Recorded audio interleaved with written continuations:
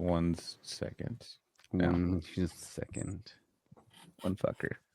Fucking Rufus, bro. I wonder if you heard me.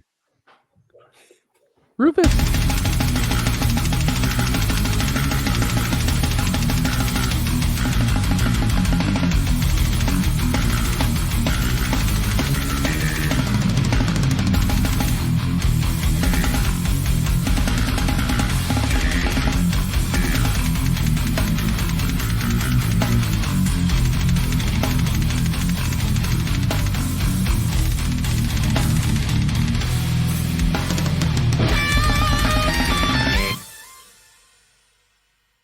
What's going on, everybody? Cali Death Podcast back once again, episode 130.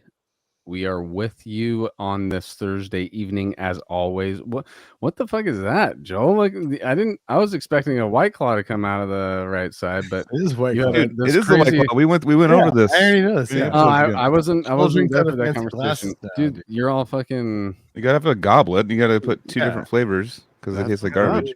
Oh, dude, are you really mixing two different? What's the flavors? Right now it's blood orange and cranberry. Oh, you're surging it. Yeah, Two you gotta surges. surge. Yeah, A double surge, Constant. multi-surging. yeah, you gotta surge. Fuck yeah. We got the strawberry. He's got the guava. topos. Oh, you guys are topoing? yeah, dude. Hey, Joseph. Cheers. I think we have two topos and then two White Claws mixed together, so it's an equal balance. The elements are. Just Nice. straight water, guys. Sorry. So I got to tell you, I sell beer for a living, and literally every time you guys are drinking, you're drinking my brands all the time. So thank you. Can you get us a sponsorship? Yeah, send us some over. Well, we play at breweries, and we get an open tab. That's the closest we get to Okay, gotcha. a sponsorship. We Shout are out to working Pat on. from Eviscerate though. He was working for Belching Beaver, and he like sponsored me, and came over to my house with like, this was like probably a year ago. Came over to my house with like 12 packs of just like their kind of White Claw version, you know, Right. just like trying to get me off White Claws. Be like, no, we got the cooler shit. And like he lost his job kind of soon after, so I hope it had nothing to do with it. But I definitely got like an alcohol like sponsorship from Pat, and shout out to Pat. Shout out to Pat, dude. By the way, I'm Anthony, and I'm your host, and I'm with my resident homies, the full force for at least the beginning of this. I got Casey, Joseph, and Joel with me.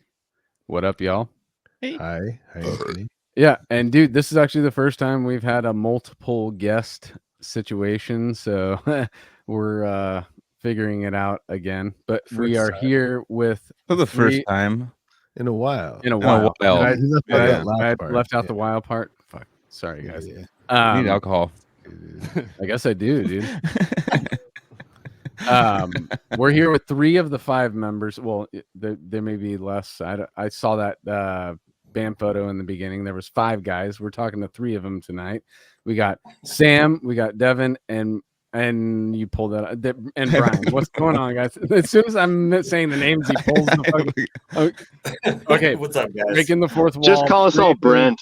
Brent. Pre-pod, I was like, dude, I'm sorry. I already got really high. I can't. I'm not gonna remember everybody's name. So Joel's like, "Oh, dude, I'll put the labels up for you." And then I'm saying the names, and he pulls it away. All right. No, that was Anyway. that was Joseph. Either way, dude, I love you guys. I don't want to take credit for that. No, me fucking up is just par for the course, anyways, guys. Come on. All right. Oh wait, golf reference. Sorry, we're on a metal show. I forgot. Of no Bottle living Forge witness. coffee. Cool. What was that, Let's do Joseph? some. Oh yeah, I plugs. never even mentioned the band. I'm so sorry, guys. Yeah, No I living said- witness with the. He's is better with when he us drinks. tonight. I'm getting off to a rocky fucking start on this one, guys. It's all good. 130 episodes in. Battle Forge Coffee is with us right off the bat. Our homies in Deeds of Flesh. That's their coffee company, and I'm supposed to be getting some new coffee soon. Mike just hit me up. Me too. And I can't wait for it. It's really good shit. And I got my Battle Forged coffee mug that I can't wait to put it in. And I know it sounds like I'm doing a commercial, but really we're just helping out the homies, and it is really good coffee. Like We've honestly, gotten $0 from it. We're doing it because we love these guys. every And plug we love guys, coffee.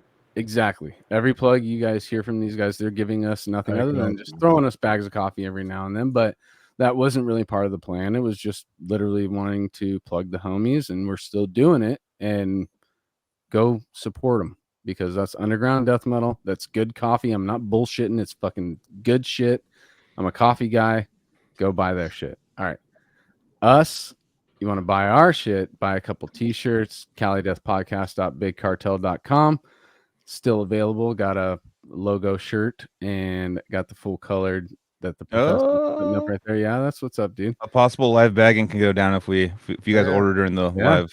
Or all the guys in the live, if anybody purchases, you're gonna see the professor package that for you during the episode. My favorite part is like about how Rock. sometimes we take a long time with these ads, and fucking Murray and Ian will just put the plugs for us. They'll write them out, and I just put them as comments in there. Yeah, that's what's up, dude. That's what's cool about our community. We got our regular, our resident homies, and we got the resident homies in the chat as well, dude, that are here with us every week.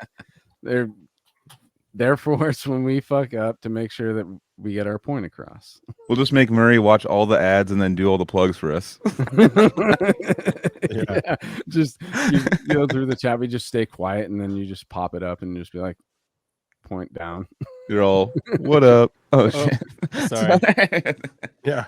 So there is like some guests on. What yeah, else? we got- Well, so we still have more plugs. We One- started in the weeds, guys. Immediately we opened up and we were like, what One did we more even plug. talk about in the beginning? Just one more plug right now. All right, let's We'll do get it. to the other ones at the end. Yeah. My tour coming up, Kansas City, June 1st, first show. Chiefs. Last of Lucy, Discordia. Heading out to Minneapolis, Wisconsin, Chicago, Pittsburgh, actually Richmond first. Pittsburgh was canceled. If anyone wants to book us on June 6th in the Eastern US, hit me up. And then a bunch of other shows. It'll be a fucking rad tour. Very excited for it. Very stoked to be out with Last of Lucy premiering songs from our new album Godform, coming out on Transcending Obscurity Records 2023, hopefully. We're stoked Oh, yeah. for you, dude. Mhm. We I love heard some seeing- clips of you doing the drum tracks and stuff, and I was like, it's fucking sounded bananas. So I can't wait to Yeah. hear it. It's gonna be good. All right, that's enough plugs for now, I think. the arcade. Yeah, we can do them. We can do them towards the archaic. They just started their tour. I'll go real quick with it.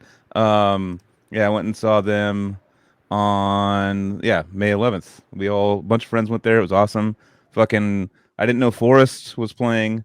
From like all the bands Forrest has been in. I totally forgot that he was playing in First Fragment. So I got to hang out with him again and catch up and reminisce. And he's doing really good. And obviously one of the best bass players in the world.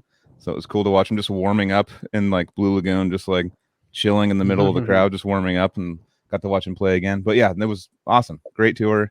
For all you listeners, First Fragment, Blue Lagoon's Archaic. a very intimate place. It's the 18th, so they'll be playing tomorrow in El Paso, Texas. So if you're in Tejas, roll out and head your bang. We're pretty And, bummed because that the Archaic tour hit Seattle the same day we played in Tacoma, which is 30 minutes away. Sam, We tried to link lost- the shows together, but it didn't lost happen. your video. Did you turn We your lost your video video. off, dude? That's because you're just going to see the top of my skull because I have like a car mount and I can't get it to go flat. You're on your So way it's home like right now.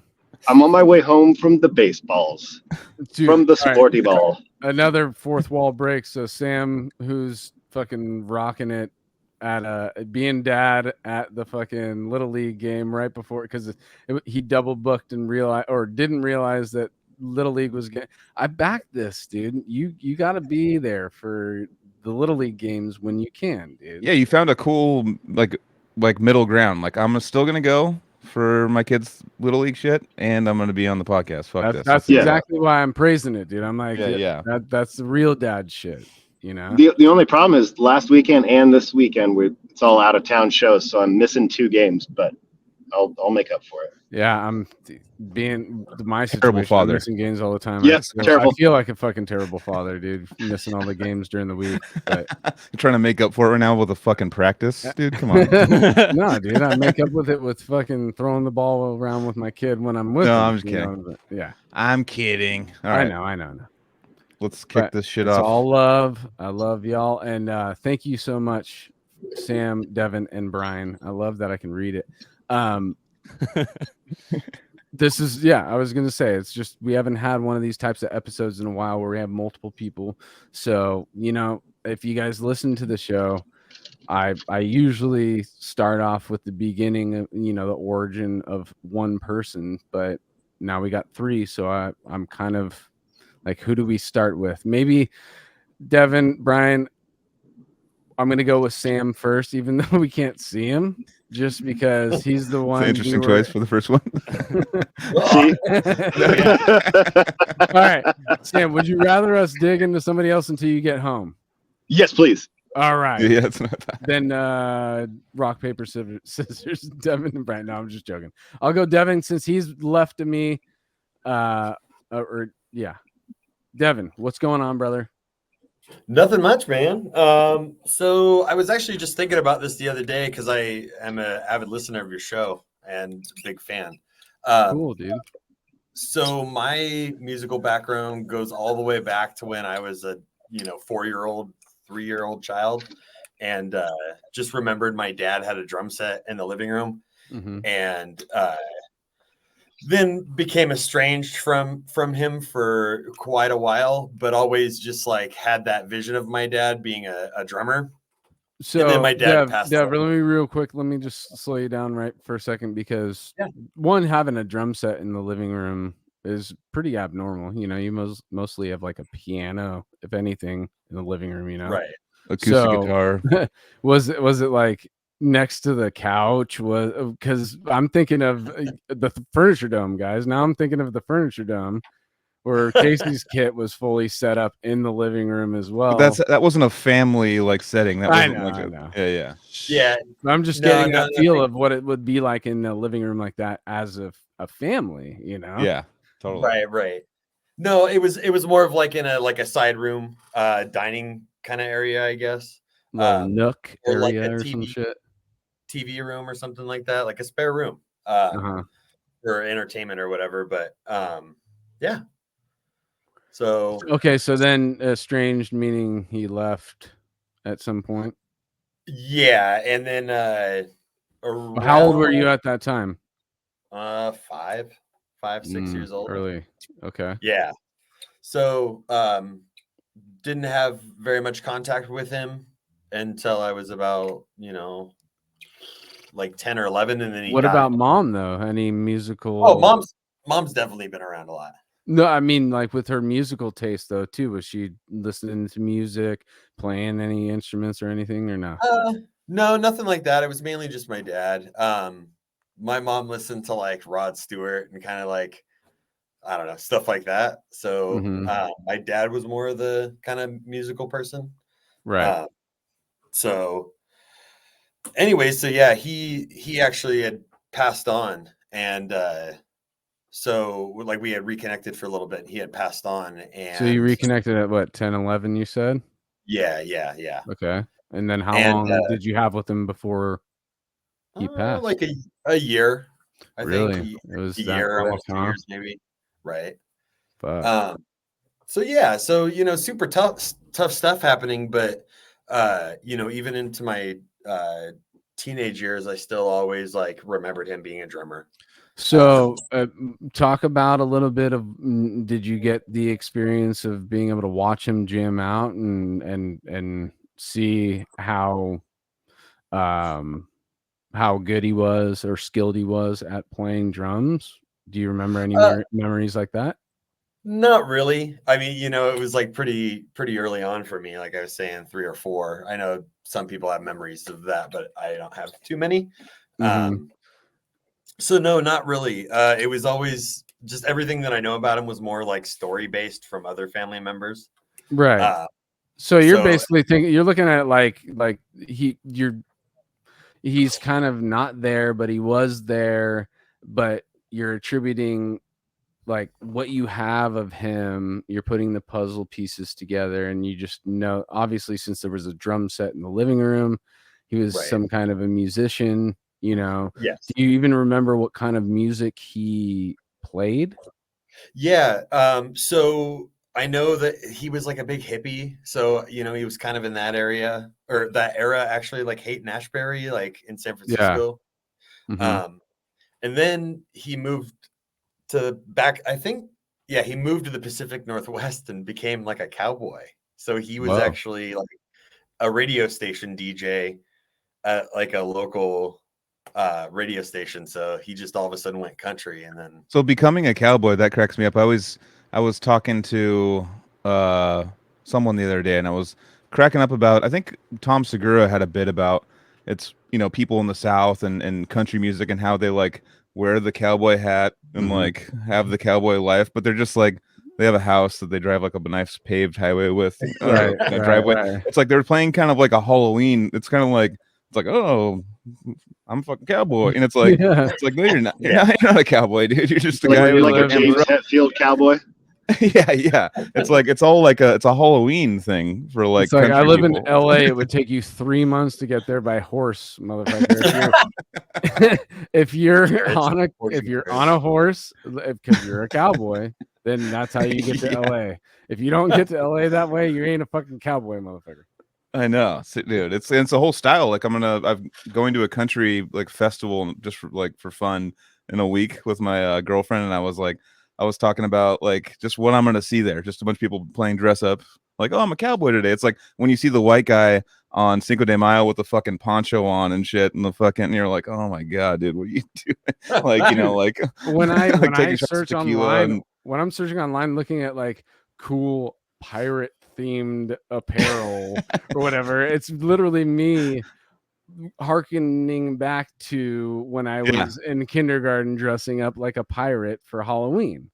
Pirate's really close to cowboy. Like if pirate music was huge and it was like playing on the radio everywhere, you'd see like a bunch of people dressing up like pirates and shit, and like Yeah. and like having like their truck all pirated out and stuff with like a fucking No flag. matter how many times I look it up, though, dude, I'm like, this shit sucks. I would never. Speaking wear of pirates, this, I'm dude. gonna go steal the night tonight. I'm gonna head out. My friend's but birthday. Dude, a Hey, fun guys. party. thanks hell yeah, for buddy. kicking it Chime off in with from us, the brewery. brother. Goodbye, yeah. Casey. And Say what then up to Goodbye. Dave and everybody else, dude. And Shout out Lauren. Dave. Yeah, fuck yeah, and give everyone a hug for us. Rock on. Smoke plants. Smoke plants, dude. That is definitely great philosophy, dude. Smoke plants. Yeah, but yeah, no, it's like when you said cowboy, that kind of just triggered that like thought of like whenever I see a guy in a cowboy hat, I'm like, you're pretending. This is a pretend thing we're doing now. yeah, it's interesting here because like you know, they all want to be cowboys. Yeah, but we call exactly. it country out here. Like it's not a southern accent, it's a country accent. It's just so Yeah. funny. So Or the Yep. boots, dude. Like I watch guys walk in those boots, and I'm like, there's no way you're comfortable right now. Yeah, yeah. Right. No It's a way. look. It's, yeah. They're high heels for men now to me. Anyways, I digress. But they're made out of snakeskin, bro. So it's fucking brutal, dude. I know. I mean, they might beat our ass too, and they can shoot us and stuff. Oh, they so could stomp us with those fucking heels so hard, dude. they win. It's fine. So, when did you get into heavy metal? Thank you. so like around middle school, I met a dude named Andrew Drake, and he handed me a NoFX tape. I listened to that religiously, and then just got into like Emperor. All of a sudden, Emperor. What the fuck? Wait. Yeah. Oh no. That's how it You works. got to talk about the bridge. There's got to be a little. Yeah, to who it. handed you that Emperor tape or whatever? Or I CD? like legitimately had like this very short stint of like new school punk rock, and then just went right into black metal. Whoa. Okay, so Yeah. how does that happen? Like, That's just from being in the Northwest, I feel like. Yeah, definitely. fucking- Like, I mean, like a lot of it's crazy, but I was in high school like over 20 years ago, and like, we were inundated with it. Like, there were tons of different kids that were into it, like tons of different friends. It was, it was easily accessible. how old are you, Devin? I'm 41. Okay, so you've definitely experienced the same amount of culture as me in the United States. But that jump really does sound something unnatural to Yeah, me. did someone Yeah. show it to you? Because where you're, I mean, you said Northwest, specific, so you're talking about like Seattle or something, or Portland, or I am from the coast of Oregon. I currently live in Astoria, Oregon, like where the Okay. Goonies are from. And Okay. Oh shit! basically, when I was 12, I moved to the Portland metro area. Gotcha. And And, so there's a lot of black metal. Black metal's pretty big around there. yeah. And so just everything was really accessible. And and there's people to teach you how to play music as well. So like that was pretty easy to get into. But yeah. I was just gonna add to the black metal thing because now I'm starting to realize like the Pacific Northwest and a lot of areas up there, the depression rates are pretty high compared to other places, and Lack of vitamin D and, and sun. now it's totally making sense that like black metal would be more popular in the metal community up there Right. because it definitely comes from that same place, of Norway's fogginess. Yeah. winter and fog and snow like a lot of the year, so they're getting their minimal amount of vitamin D throughout the year. Isn't that crazy? I was just the sun can Yeah. change That's the like, whole it's same with mood like of an area. Sweden with At the Gates, that when Slaughter of the Soul was dropped, they have that song Suicide Nation because it was like the #1 suicide rate in America, in the country. So like, I'm the country in the world. In the city. But yeah, it was #1 suicide rate in the world because they don't get any sun. It's like, it's a link you can make with not getting a lot of sun and Isn't that like crazy? depression and shit. Yeah, it's crazy. Yeah. But The then a sun lot of black metal literally goes there. Rains for 9 months here. Like Yeah. straight up. It's a somber. Like the music works way better in that climate. Like you don't want to be like, if you lived in the Keys in Florida, like I don't think black metal's doing too well around there. It's probably like reggae and like every happy. Like, everything's great. The only time No, black what- metal's played is from the vacationers that show up that are metalheads. Like, yeah, I'm and they're on all bummed, like vacation, these fucking happy people. Fuck this. I'm gonna fucking listen to fucking Anthem. What's that Emperor album? Anthems to the Anthems. Wilkins Dude, at yeah, dusk. dude, that one was my shit. So I'm the like on the beach in fucking the Florida Keys, like feet up, beer in hand, fucking hearing Norwegian black metal. Yeah, just hearing like blasting. with a beautiful sun shining on a beach, like black metal sounds like be like on a claws on a chalkboard. For Yeah. that kind of like, it doesn't make any sense to me. It's like dissonant to me. Like, it's like you want Have like you guys- rainy, foggy. What's that? Have you guys heard the like black metal surf covers? Yeah. No. You have? Dude. Yeah. Just Oh check wait, it out. They're yeah. on Where YouTube. dude shows you how surf and black metal basically are within the same fucking box. You just play it differently. Like what is it? The scale or the whatever they play in. Surf, dude. We should pull that up. If somebody could pull that up on the episode later on, that would be rad. Because it is fucking pretty creepy how interchangeable I mean, traditional with like the reverb and shit. Like I don't know. I can't really like. Yeah, with the reverb, and it makes it upbeat weirdly too, which is pretty entertaining. So, Interesting. dude, if we could pull that up soon, not right now, because obviously we're already deeper in the weeds than we probably should be. Devin's still in his childhood in this story. But we should definitely check on that later on because I have witnessed that and it is pretty eerie how similar things get. Oh yeah. But Devin, Black all metal right, got so distortion. Okay. into your teenage years. So we also like to talk about people you met along the way, those stepping stone type of dudes or chicks that you came across in your life that fed you something at a pivotal moment. I mean, for you, no effects to Emperor Ice. Still, it's just like it's so out of the norm for most people that we talk to. That's like Blink-182 to Cannibal Corpse. Right. I think, Right, I think the main bridge there was drums, and like just how the drums sounded. you know, all the kick drums were punchy, all the snares were tight, all the toms were, you know, thunderous, and just, you know, the production was great. So I think that's how it just transitioned well. But then like blast beats, dude, like just I heard blast beats and I wanted to do that. So Yeah, definitely. So you're playing drums right now in the band, right? yeah.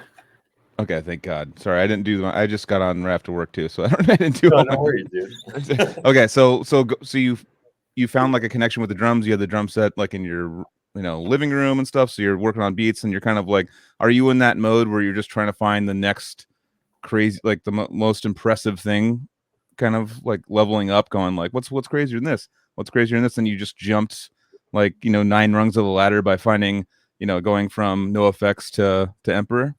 Yeah. So just a quick recap on it. So like my dad, I had been estranged from him, so I didn't have access to a drum set, but Oh, got you. I had a guitar, and I fell down some stairs and I broke the guitar essentially. And a friend down the street had a drum set.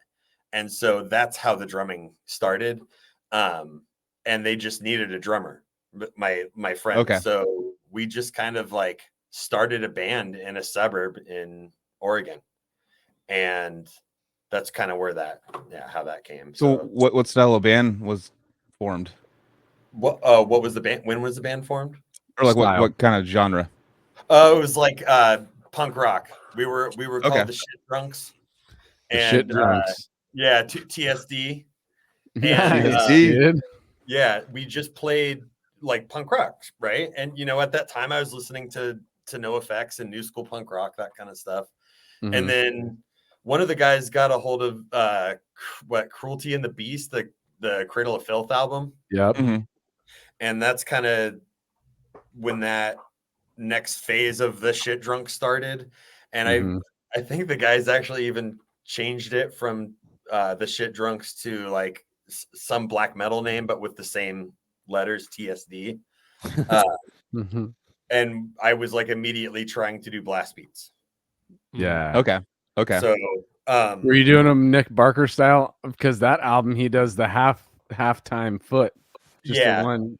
It's like double time on the hands, but half time on the foot, which was Well, always like- a weird thing. But at the same Right. time, that really stood out to me at that time because nobody else had the balls to really like take all the meat out of the feet with just Right. doing the half step beat. Right.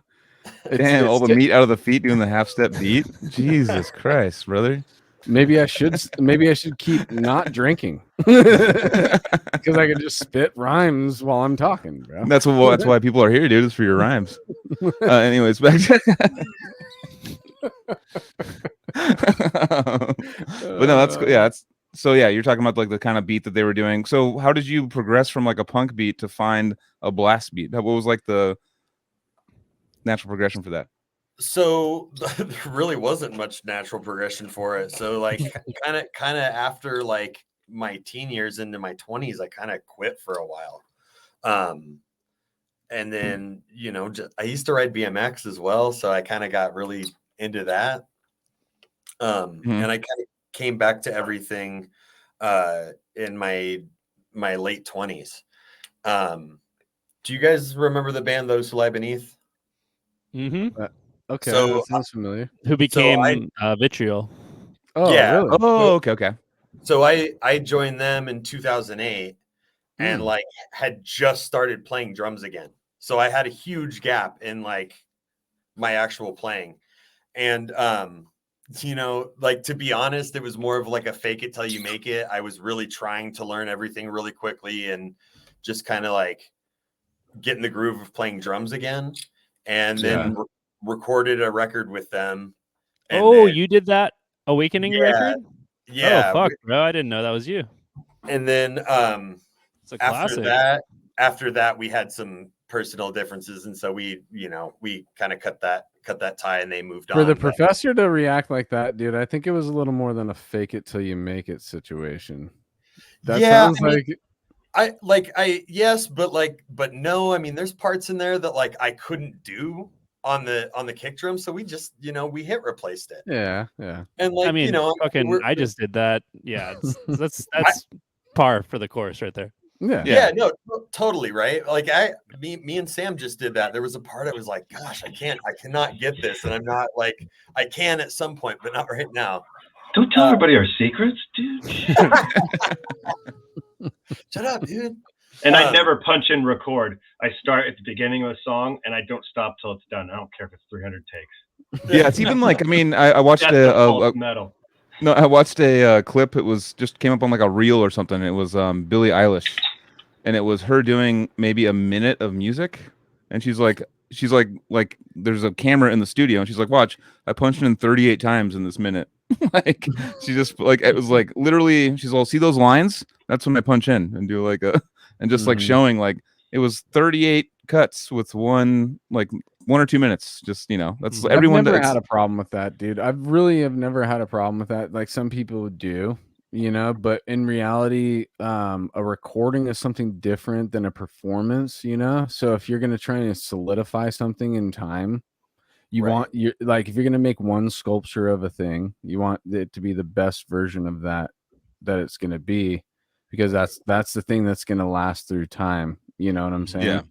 And then my thing is you make something fucking rad like that and then come out and you can't pull it off live. That's where I start to get that imposter thing going on, where I naturally disconnect from the art because it can't be delivered live, Yeah. And there's a difference between like pulling it off live, or like, to me, I was listening to a Metallica interview yesterday, and they were talking about they kind of have my way of thinking with mistakes on stage now. Like they used to be like back in the day, they'd be like, in the backstage, like, what the fuck, dude? Why'd you fuck that? You know what I mean? And now when it happens, they just laugh. They're like, that's fucking hilarious. That was like, that's like Kirk Hammett like brutalizing a solo, and he just goes like this on stage, and like the whole audience just kind of laughs with him. That's the way you have to sell it if you're gonna do it. I mean, you can be playing your song really good and stuff, and then you have a mistake, and then you're like, well, they can't pull it up. It's like, no, that's live, and that happens, and I love that. The human aspects, and actually, as a audience member during a situation like that, and to see them be human in that moment and then come back and murder right after that, then it's like, dude, you just actually killed even harder by doing that versus just playing it straight through. You feel like you saw something special too. You saw like this funny human moment of them, and they're laughing, and then you're like, oh, that was funny, and then like they go into a song and crush. Everybody's kind of playing a role when you go out to a show, right? Everybody, you're on stage, you're the LARPing performer in the crowd. I'm supposed to do certain things, whether I'm going to be Pit Shark, shout out Pit Shark. I'm going to be fucking the guy who sits at the bar behind everybody else so I can have access to more drinks while everybody else is spitting,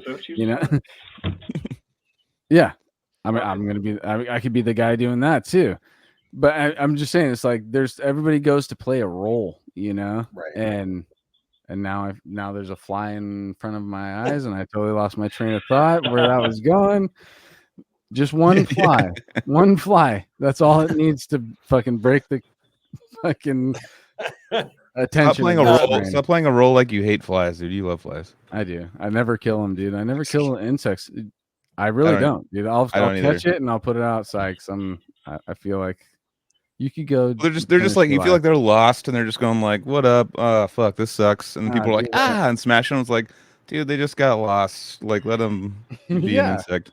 They're trying to just coexist with the dominant fucking hairless apes that took over. They're freaked out, probably. They're just like, oh fuck, this was not the turn I meant to make. Fuck, this sucks. Fuck, right. You just try to give me taking that left at Albuquerque. Professor's definitely reining it in right now.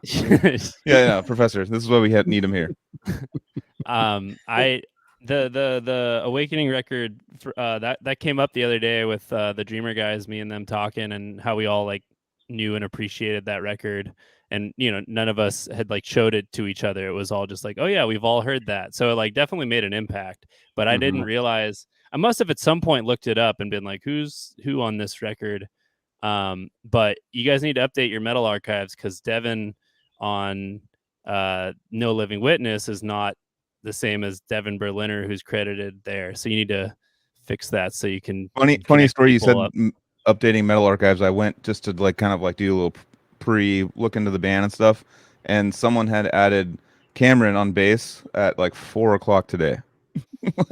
So they like just added him on there, and it was like it said like updated 5/18, and it showed the timestamp, and it was Oh, wow. like he just got people are updating that shit constantly. Can anyone do that, or is it like you have think to it's have Wiki. an account, Okay. and then you have to submit it and wait for approval. And I did that for myself recently. So Okay. yeah, but yeah, just shout out Devin. That record's cool. Dude, yeah. Oh, yeah. Totally. Thank you. So, Um, all right, let's talk about picking up from that, though. You're saying fake it till you make it. I'm sorry, I keep bringing that up, but I'm just saying that's so. I want to know when you got to the point where you started having the confidence again in yourself, you know, from coming back from the hiatus. Right. So I joined them, did that album and stuff, and then I just started playing for like whatever bands. So like, I'm really not going to go into how many bands I've been in, but like I'd start playing with metalcore bands and like old school metal bands and black metal bands and hardcore bands. So I just really immersed myself in what the Portland scene had to offer because it had all of those things in abundance and in, not just a bunch of bands, just a bunch of really good bands. Yeah, so it's just I've been able to, I have a lot of friends that do some like really cool shit still. It's cool. It's cool being part of a productive scene. Yeah, right? exactly. Yeah. And it's really productive there, dude. I mean, like some of the hardest working musicians I've ever met are from the Portland area. And they've all been on Archaic. Yeah. Is Archaic the Gabe Siebert of bands? Yeah. Yep. I mean, I've been asked to be in Archaic a couple times too, so I guess. I've asked But to be in that's Archaic also. So. I'm expecting Yeah. my invitation, but then they got Nate, so it's probably never going to happen at this point. So Yeah, I love Nate. Nate's a good guy. Sick dude. And then when did you fold into the No Living Witness camp / then let's connect with when that had started? And yeah. So I started in, I think Sam hit me up on Facebook randomly. I had, really just kind of like concentrated on rudiments and getting my drumming better in the lockdown kind of time.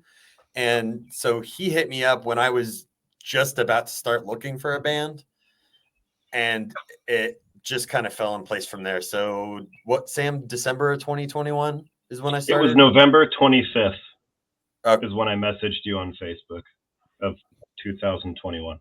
Sam's got it all listed in front of him. All the info is ready. He's any kind of thing. He just needs to make sure that it's right there. Well, and what time? What time was it though? Yeah, actually, I do want to actually. Where were you? I remember. What were you wearing?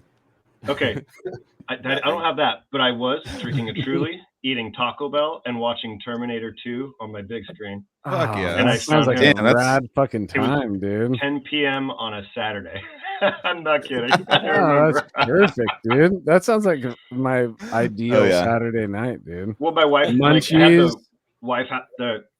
had the house to myself for the night, and I'm like, I'm gonna go to Taco Bell, and then I'm gonna stop by Heritage Distilling and grab some brown sugar bourbon. So I grabbed Taco Bell, and on the way home, the distillery had closed. So I was like, well, I guess I'll drink a Truly when I got home. Fuck yeah, brother. Yeah. And dude, that sounds like also truly right now. A nostalgia, a nostalgia dump, dude. On movies, isn't that funny how we'd rather just watch all the good shit multiple times than watch something new? Oh, yeah. Why is that funny? That's completely irrational. That is definitely life, literally. He only watches like 90s movies, like VHS. Oh yeah. I go back to, but yeah, same. Speaking of first fucking Ember Throne shirt I've ever seen someone wear. Oh, I love Emberthrone. Monty. Yeah, me too. I mean, we had him hell of on a here. I dude. love. Yeah, I yeah, know. totally. That's fucking awesome, dude. I'm gonna buy one. I like the logo. Thank you. It's a really good logo. It is really. No, Animosity got you kicked off on a merch kick. Now you're just gonna come. I've been back on a like merch kick ever 20. since 2020. I've been like where I could afford stuff. I was Yeah. like, dude, my whole shirt thing is way too crazy right now. I need to start handing some shit off. But anyways, so rock and roll's sick. Yeah. So at that point, No Living Witness was what, 12 years old? So, Oh my god! Yeah. I think 2006 is when we formed. Okay. Oh, yeah. So older So than that, crazy. 15, 16 years old at that Yeah, point. really, really old. But we So- took a very long hiatus, so that was like Yeah. nothingness. I listened to the 2010. Is that an album or EP or just? The EP, it's like kind of deathcore-ish. Yeah, I listened to that Almost. today. So what was the era of that around that time? What was going on with the band? How'd you guys start, Sam? So I started it with my bassist, and we kind of just started as like Lamb of God-ish, like Soilwork, Arch Enemy kind of stuff. Mhm. Maybe a little bit of Killswitch Engage back on our softer days. Yeah. New wave of American heavy metal. Yeah, that was exactly it. And then we got LJ on vocals, and we had this drummer, and we had this other guy named Sean on guitars, and he was really good. It far exceeded my talents. He could sweep, and I could just do this. Yeah. We played a bunch of shows, and we wanted to go a little bit heavier, and Sean wanted to stay in the Swedish melodic metal thing, and we didn't want to do that anymore. I discovered like the Faceless and Born of Osiris, and like the Faceless really changed me, and I wanted to do more and go technical and actually have blast beats and stuff like that. So we progressed. We got a different drummer. We got we actually got a guitarist and a drummer from another band, just kind of imported it into us. And that's what you hear on the EP is the stuff that we used to play then. And then as well as our 2019 album that we, just me and LJ did on the computer, that's stuff we used to play when we were very active and did some tours and played in Seattle a lot. So you guys were always based out of the Pacific Northwest area? Yes, we were always out of Olympia, 100%. All of us lived in Olympia. And now we don't say that just because we are all over, with Cameron being in Portland, Devin being in Astoria, and Brian being in Spokane.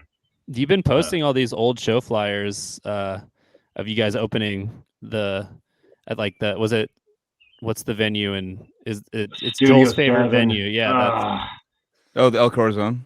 No, Studio 7. Oh, okay. Studio Not 7. Oh, not yeah, the yeah. Corazon. Not Yeah. Corazon. Yeah, yeah. Studio 7. Yeah. His second Studio 7 favorite is the venue. Yeah. So. Yeah, yeah. But did you guys ever open for Decrepit? Yeah, we played with Decrepit probably 2 or 3 times. Nice. And Fuck yeah. Joel, didn't you play bass for them at some point? Yeah. Yeah, yeah. At one show, I used to have long hair. This is pretty funny. I rolled in there, and you just came up to me, and you're like, "Dude, what are you doing in Seattle?" I was like, "What?" And you're like, "Oh shit, I thought you were Trevor." Because I had the black rim glasses and I had long hair and a big beard. Oh, it all linked. It all Like you all gave made me a hug, and I was like, connected all right. as soon as you said that, dude. Now I totally see it, dude. That's I hilarious. can see it. Yeah, yeah. When I would be at any metal show, like people would ask me for an autograph, and like people would just like stare at me as I walked by. I'm like, Damn. They're like, I'm cutting this fucking hair. I'm I not just show my stomach and be like, look, there's no tattoo. No That's what I heartburn. do. Yeah, yeah, yeah. Damn. I don't get heartburn, I swear. Drink bourbon God and eat Taco damn. Bell. I got an iron gut. Are you kidding me? I know, right? So Studio is that still around? Studio 7? No, it closed. COVID. I want to say, no, like 6 years ago. There was some sort of Okay. violation. They had a sprinkler thing, and then there was like gang activity. Someone got shot, and they closed. Yeah, there was So like I now- remember yeah. actually in that area. It might be Seattle though. Is that Seattle Studio 7? Yeah. Or is that Port? Yeah. Okay. I keep mixing up with Portland. Okay. So there was like this. We were playing with Born of Osiris. Face. It was like a big. It was Yeah, like called like the Emerald City Death Fest. Emerald City Death Fest, and Mhm. like this guy like basically that the Born of Osiris guy or something. He was like took us around and like handled everything, but he was part of a crew, like a gang, a I remember hardcore this story. gang. And I was like, I was so new to it that he had like he had like tattoos on his face and shit. And this is like back 2009 or something. Like I'd never really seen this kind of style of human, and I didn't know that like these hardcore dudes had like gangs, like their crews, but they were gangs. They were gangs. Yeah, And I was that's like, the way so that he was like weird to showing us me, stuff and dude. talking about stuff, I was like, oh, sick, dude. We're in a gang member vehicle. This is tight, dude. This is gonna be a lot of fun. I'm all stoned. I'm like all freaking out, like shit, this is terrible. This is I gotta get out of here. But I can see why you said gang activity. And I remember that was the venue where I was introduced to crews and people like wanting to like, you know, get down and like fight over bands, or like, oh, they disrespected me in this one pit and we're all gonna beat their ass or so. I was like, what? This is like,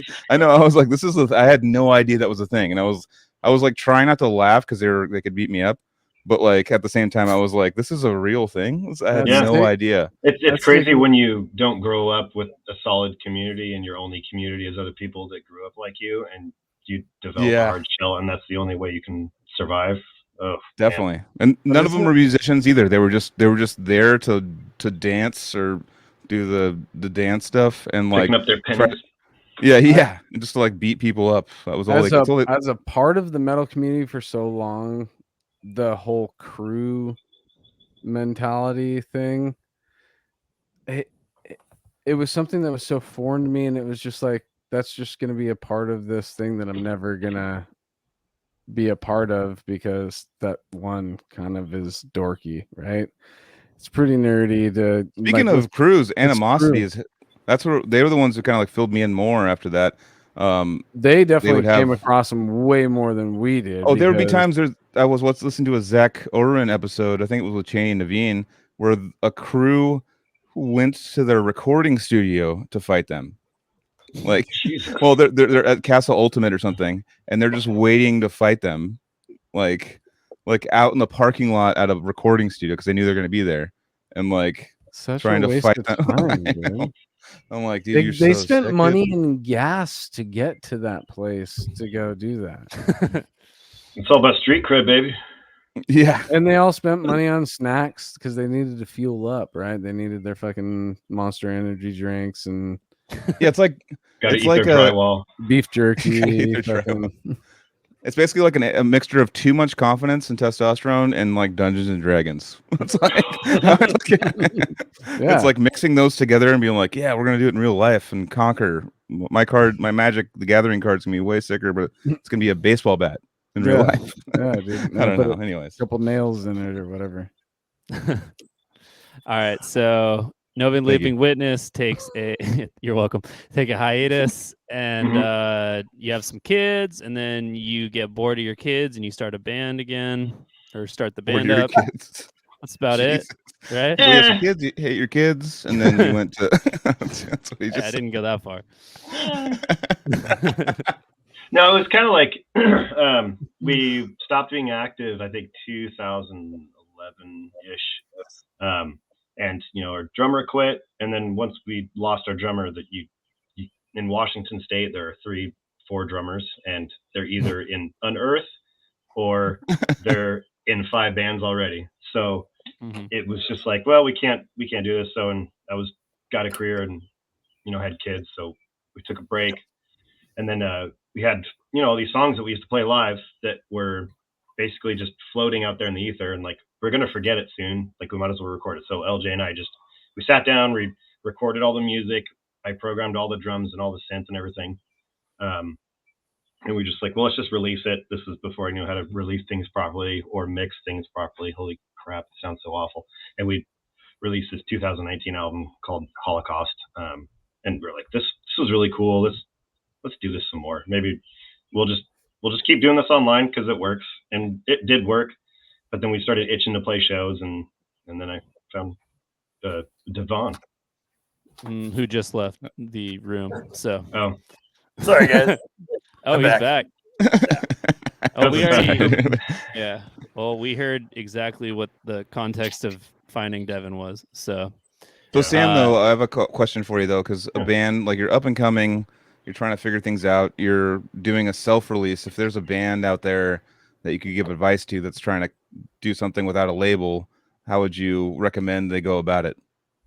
Just take your time and don't rush everything. I think everyone is so excited. They record their music and they're throwing up teasers left and right to a very low fan base, and it's just that doesn't really work unless you have a lot of hype and you're really big. Otherwise, you're kind of just throwing stuff out there that people are going to forget. Once you release the album, they're not going to remember any of those riffs. So like Mhm. once you get your masters back, hopefully you have masters and you didn't just mix it in Reaper by yourself. And Mhm. you got these tracks. You're like, I got to upload these now, and I'm going to upload the whole album right now. It's take your time and have a plan. Like you have a spreadsheet of like YouTube, uh, like channel, like album reviewers or guys that react and jump on their chairs when they hear a sick breakdown.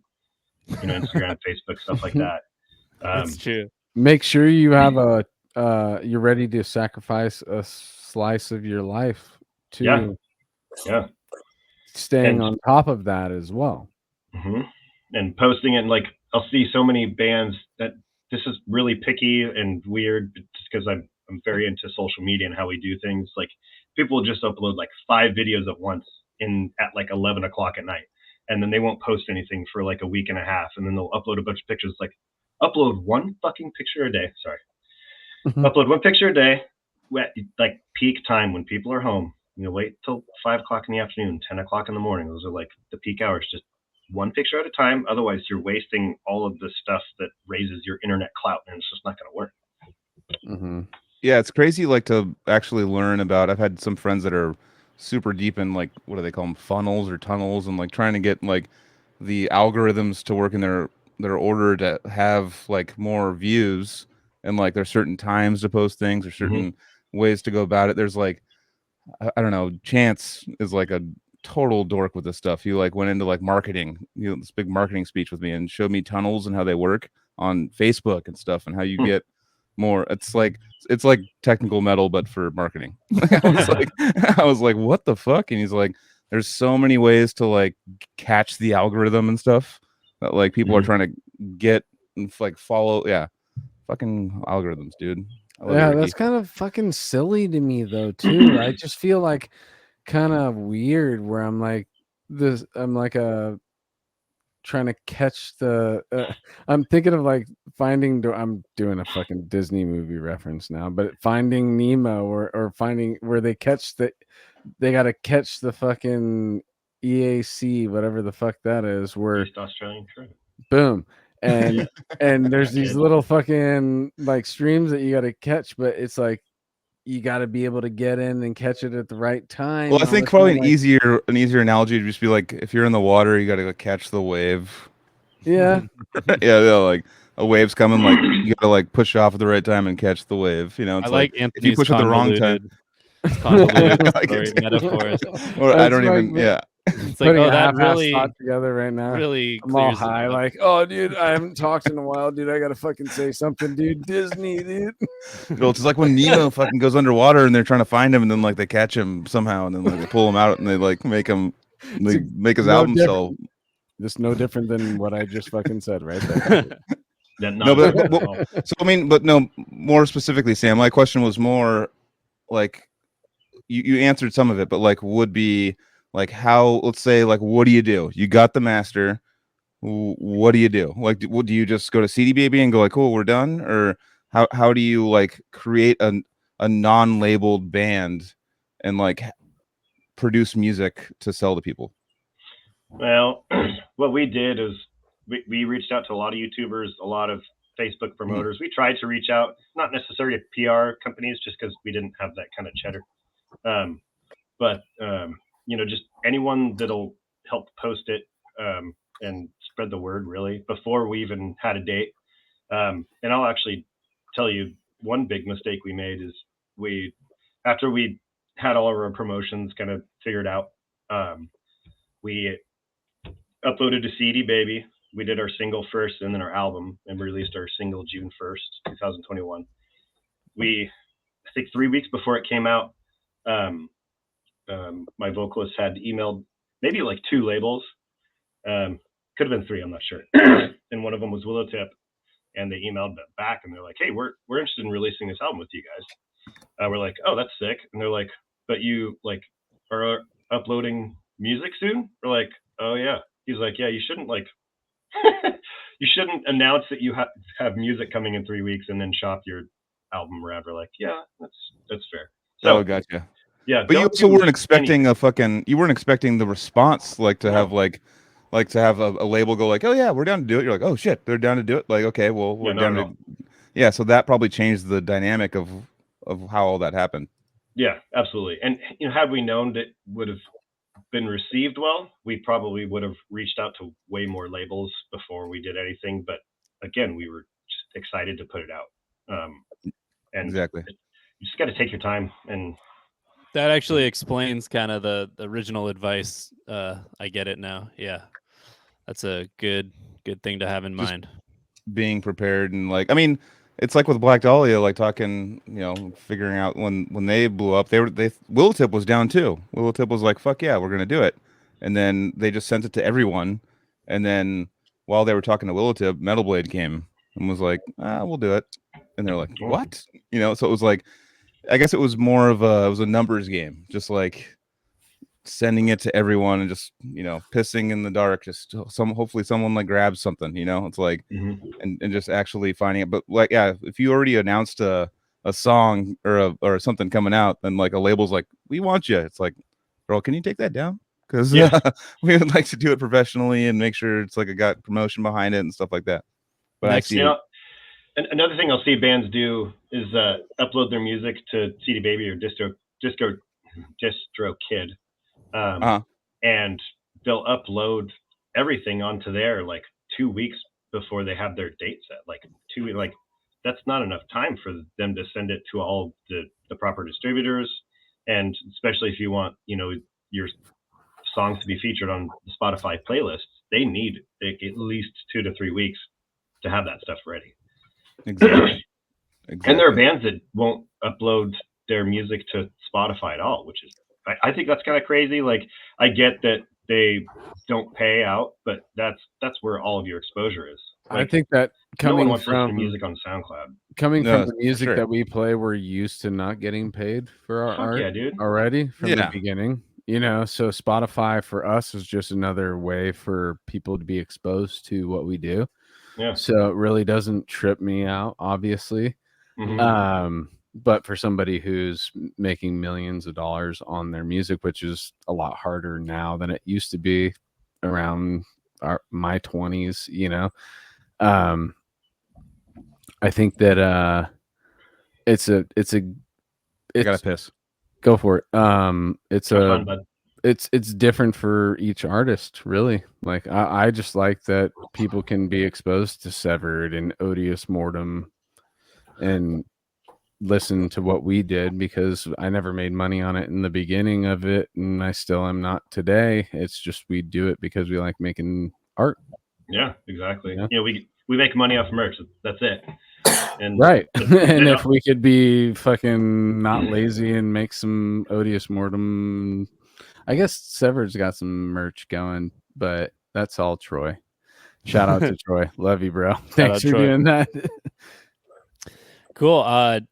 Should we get Brian in the mix? Yeah, dude. Hi, Brian. Welcome. Brian. Forgot about you. And Brian's been waiting for a long time. He's been here with us the whole time, listening to Devin, and I'd like to hear about Brian, but I also like to hear about Sam too. And I'm glad that we're only an hour into this, so we do have plenty of time if you guys are ready to give us all your stories. But I want to go into Brian right now.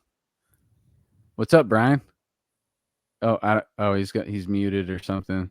Oh, Brian, you're muted. You can call him Hole. No, he's still. That's what we call him. Still muted. Yeah, it's some other mute. Because it's your actual microphone, I think. I can see him toggling, but it's not changing it for us. Oh no! I don't know. All right, how about now? Hey! There it is. Had my setting on my Focusrite and not my actual webcam. So, hi. Hi, Brian. Thanks for being with us, brother. Yeah, no worries. I'm actually So kind of maybe- glad I was the entire time. Yeah, Because, maybe just. was it? Sorry, my bad. Oh no, Go ahead. I've Go ahead. been I've been like coughing like crazy all day today, so I didn't want any of you guys to have to deal with my bullshit today. So I don't think it's gonna be bullshit. I'm genuinely want to hear your story, dude. I just added you on Facebook, and when you add someone, you get more of their feed or more of them on your feed. So you've been posting some funny shit about having just taken 5 days off and needing a day off your first day back. So that's the most relatable fucking thing ever, dude. Like, so yeah. Well, yeah, we just got back from a 3-day show run. We played in Bend, then Yakima, and then Tacoma, and then it was actually like my first time being able to like live in a van and go do that for a little bit. And I enjoyed myself way too much, honestly. And so, yeah, now having to come back to reality and go back to my day job is just like, Just quit. don't even tempt me Wise right now. words from the professor, dude. Yeah. He's already selling Right. enough blood and cum. Yeah, I hear cum actually is a pretty good fucking moneymaker, dude. You want to say what you want, though, but me selling my plasma has actually paid for all my Cliff Bars for that run, so I don't want to hear about it from you. So plasma means they just they take blood and then they harvest the plasma from your blood, Yeah, they basically like put your blood into like a little jar that's like about like a 8 inches, centrifuge. It's like a Yeah. concentrate. Yeah, it's like it's like blood dabs. plasma into the bottle and all that fun stuff. And Trip. What's Yeah. crazy is what they do with the plasma afterward is they put it in sci-fi rifles. Hell yeah. Yeah, I would. That's good. I'm literally thinking of a stormtrooper shooting little Cum. Brian plasma all over the fucking. So every shot would get two. so you guys, I saw some footy from the little run. The Footy? footage. Damn, I'm getting old. Come on, bro. No, Come on, that a is cum your trooper. Yeah, dude. Yeah, you guys had some good crowd participation in Bend. Apparently, that was sick. Yeah, no, it was that was actually my first show that I've played in upwards of 10 years. So to come back to that, was like, yeah, I could definitely do this a lot more often. And I definitely do miss doing this for sure. What venue was it in Bend? I'm sure it's the one I've played a couple times. Silver Moon, I think it was. Oh shit, Silver never Brewing, mind. That is Yeah. not. Oh, one of your brewing hookups, Sam?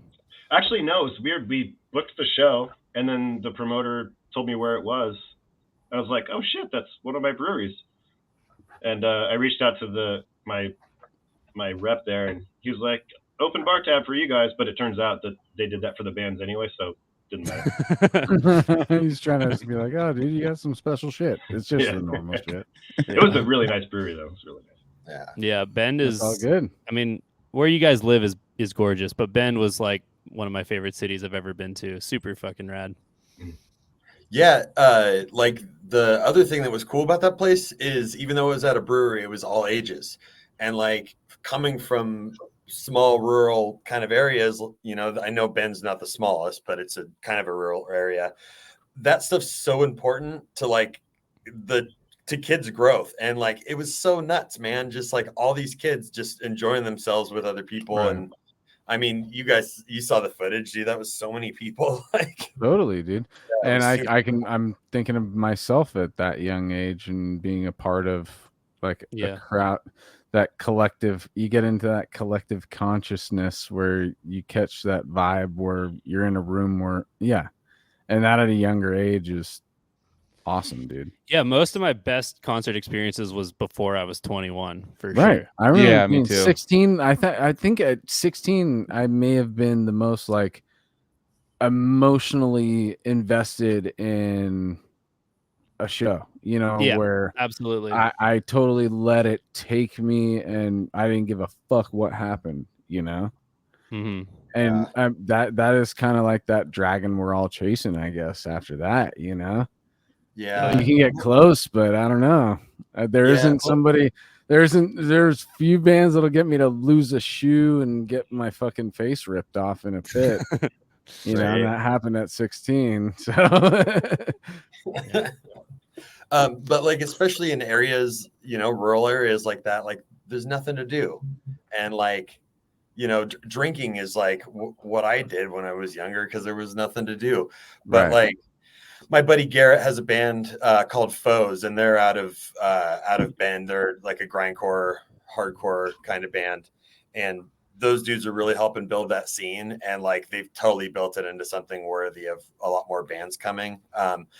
Bend has always kind of had a scene, but it's always been up and down and not really connected to the outside world at all. But like, Foes really actually like go out of their way and do tours and whatnot. So they're building it for those kids there. So it's working. It's cool. It is Oh, yeah. awesome to see I've talked about it 20 times on the podcast, but like going to Sacramento, I moved there in 2011 and like saw the metal scene there, and it was like, there was like 15, 20 people there at the show, like supporting. And me and Gabe were friends back then. Like, we still are friends, but I'm saying like that's 2000. We've been friends since like 2007, 8, something like that.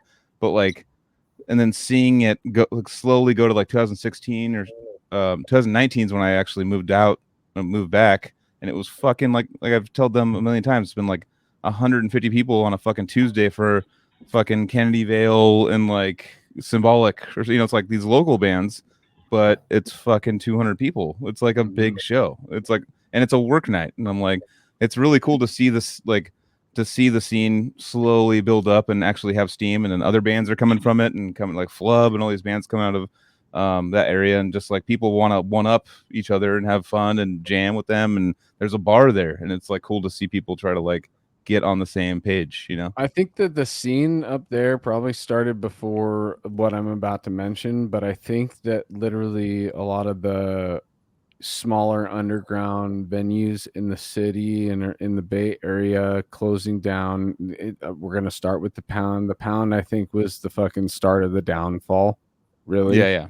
Like once the Pound was gone, I think that it kind of slowly crumbled in the Just Bay. money wise, it's not really worth keeping a venue around there. Totally, It's so but I'm just saying. expensive. So I'm not saying that the scene popped up because of that, because obviously those bands were probably already bubbling up before this. But I think that being somewhat adjacent to the Bay, a couple hours out of the way, and the scene that was around that, and kind of knowing that might be the next Northern California spot where all these tours are hitting, that kind of was a cool thing for that scene to be already established and getting to bubble up, and then we get to start to notice it because they're opening up for all these tours that are going through Sacramento now instead of the Bay Area.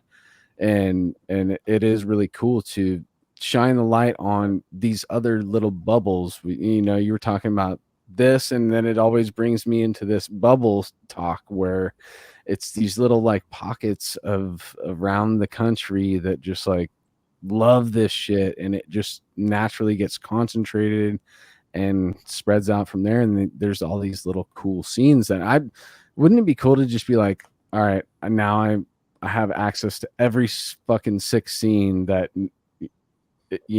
that I would be interested in, and you could just dig in on all that instantly. But I don't know. There's so many bands. Like, I remember even New Mexico, we'd play in New Mexico, and there'd be like bands that just shredded. It was so hard, and I was like, but the scene wasn't there. Like, the people weren't there to watch it.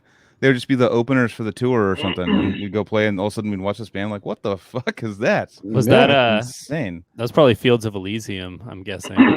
Possibly. Something like Yeah, there's that, been yeah, so many that- bands that were just like, even they were just like Native American dudes, all Oh, like yeah. like long hair, just like, and they were like killing. Like, I was like Christian on acid playing like shredding stuff, and I'm like, this is so sick. This is right. And there's like 7 guys there to watch them. I'm like, Yeah. well, the scene has to do a lot with a social environment. That's what I thought Sacramento had, which is like everyone was just going there like, oh, I don't want to miss out on hanging out with everyone and watching cool music. It wasn't just like, oh, this band's shredding. It was like there was Yeah. people that were kind of like wanted to like group together and have a beer with each other. It was like an excuse to go get together on a work night and have a beer or have a soda if you don't drink beer, and just hang out. How exciting is it to first hear Flub for the first time, dude? Oh yeah, I mean, there's symbolic too. I remember them just opening up for stuff, and I'm like, this guy is fucking good. This guitar player, this whole band's really good. And same with I mean, I've known Kennedy Vale for like 15 years, but watching them in the beginning, I'm watching them go from where I first saw them, which was like, yeah, you guys got some work. It's all right. Yeah. So like watching them like their newest music they put out now, and I'm watching them play. I'm like, holy fuck, they have confidence on stage. Yeah, they have like literally like they're not all like, you can tell like a passive. I've been noticing this like trend of passive slam bands, like where they're making this brutal music, but they're like walking around stage all awkward, like but I'm like, if you just felt it and just like went with and just said fuck it and went with it, like the whole crowd would be into it. Like you're so close, but like I see the kind of a apprehension of like showing that they're like into it. They're like, I mean, it's called nervousness, I guess, but like I can feel it on stage, and I'm like, they just like look all like they're doing a talent show, rather than like you see like Stabbing came out of nowhere, and Brie, I forget her name, Brie. The singer of Stabbing, Bridget. She just came out and was just fucking gave it to you. It was like, I don't give a shit. I'm just gonna headbang. But the music's, it's ignorant slam. It's rad. It's heavy. It's fucking. But like her stage presence made the crowd do stuff, and I was like, okay, well that helps. Like that's like 40% of doing well live is like just believing it. I honestly think that's 60% of our live shows. LJ, he's a phenomenal vocalist. But he does vocals different live than in recordings, but that's because he puts so much energy into his movement on stage. Like he is really quiet, incredibly reserved, and like in the real world. And then he gets on stage and he's just a goblin. And we play like technical-ish music. So there's also that part where you have to bridge the gap between really concentrating and playing well and making sure you're being entertaining. So like that's when fun faces come in, or just doing something. If I mess up a little bit, whatever.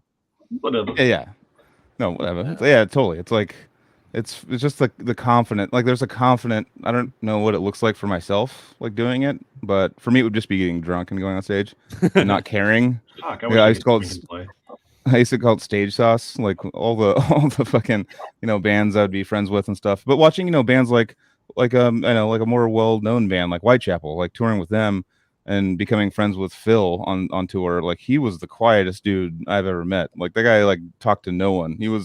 That dude has like severe pain. Like he's not trying to be like he's not trying to be like, oh, I'm Jonathan Davis. Like dude is like, oh yeah, whatever. He's nice to everyone, but like talking to him, I'm like, holy shit. Then he gets on stage and just lets it all out, and just to see that go from like how he is actually as a human, and then on stage, and then back to that, it's like it's definitely his release. And he was really good the other night. Yeah.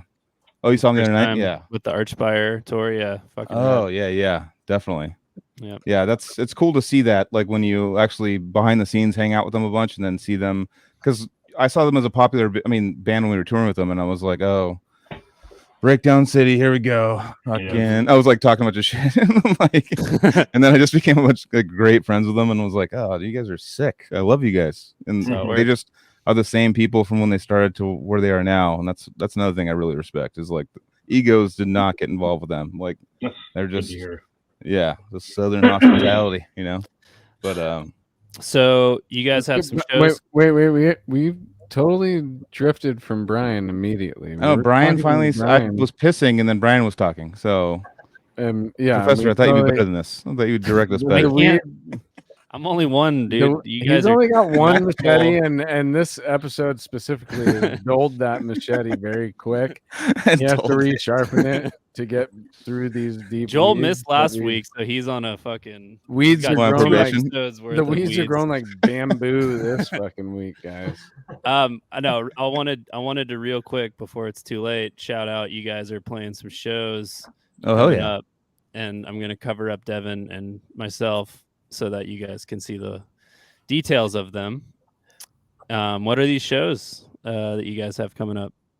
So that one is actually going to be that one's going to be tomorrow in Pullman.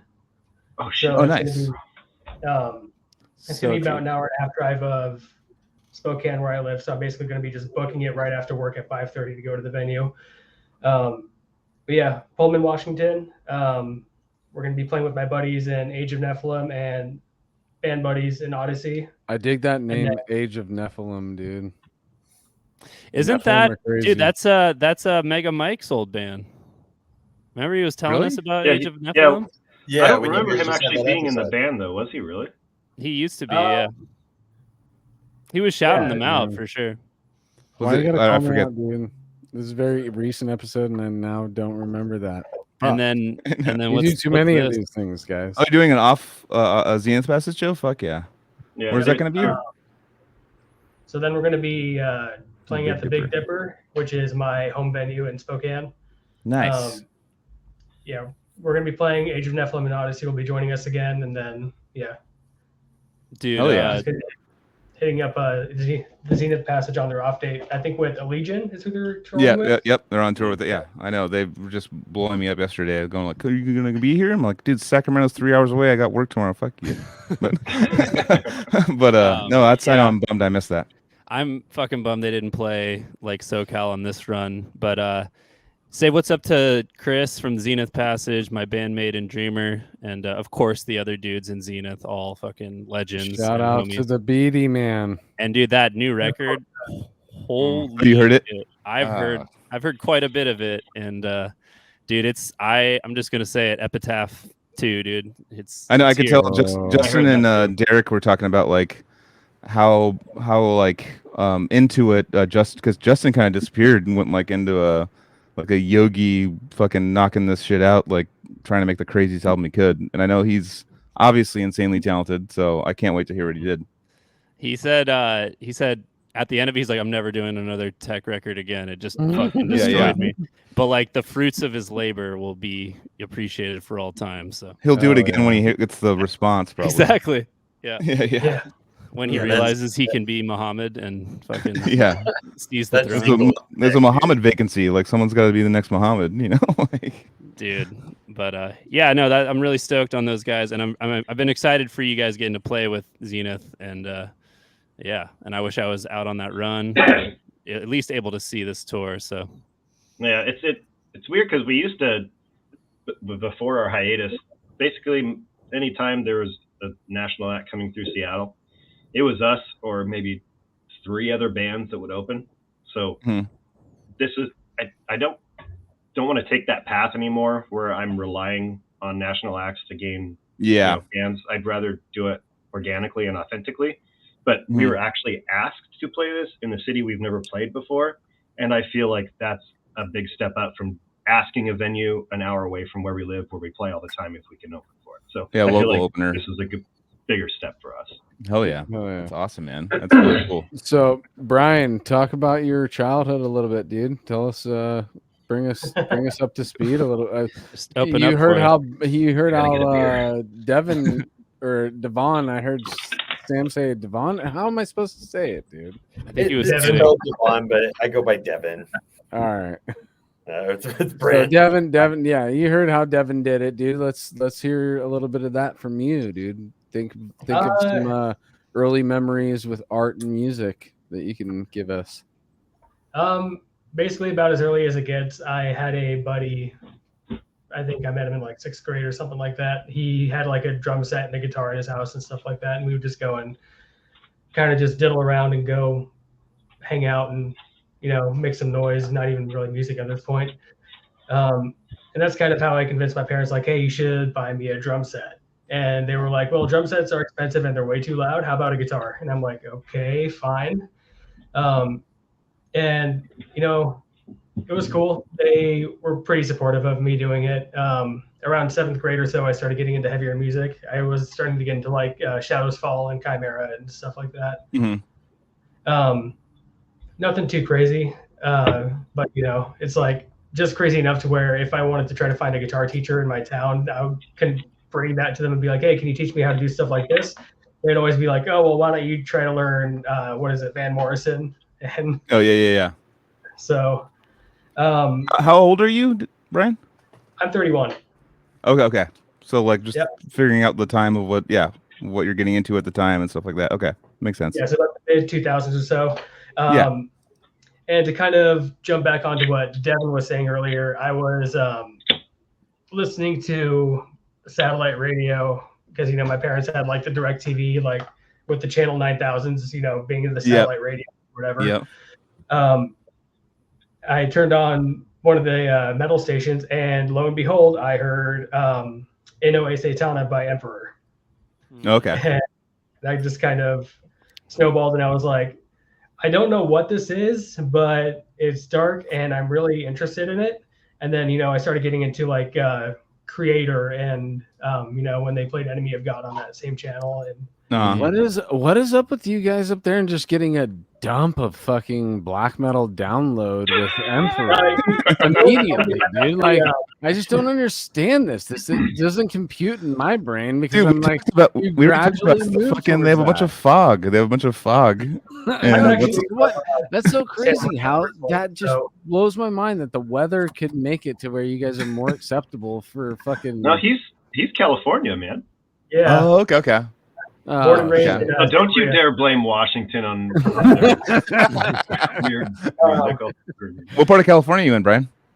Santa Maria. Okay. I'm up in Spokane now, but I moved up here in like 2014. Yeah, that checks out. Okay. Santa Maria, where's that? What SoCal? Yeah, so you know where San Luis is? San Luis Obispo? Yeah. 35 minutes down the 101. Okay. Oh, okay. You've probably driven through it, Yeah. It's like a small town that smells like broccoli all the time.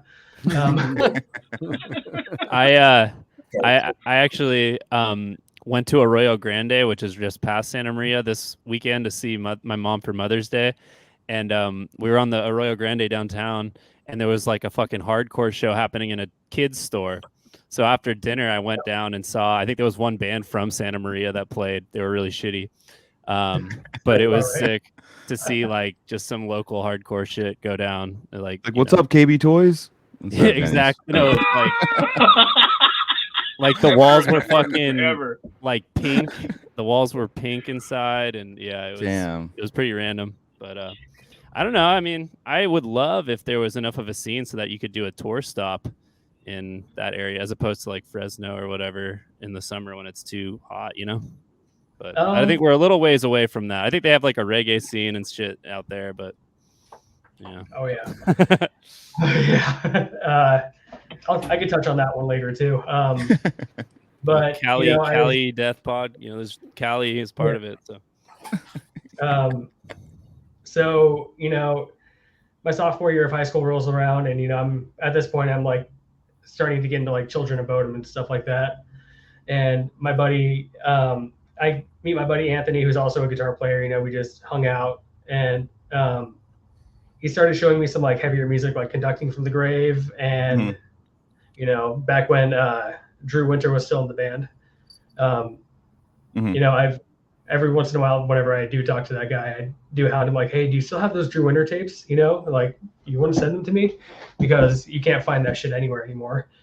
But yeah, I started hanging out with him, and then one of my buddies who actually moved to Santa Maria from, I think, Sacramento, I think it was.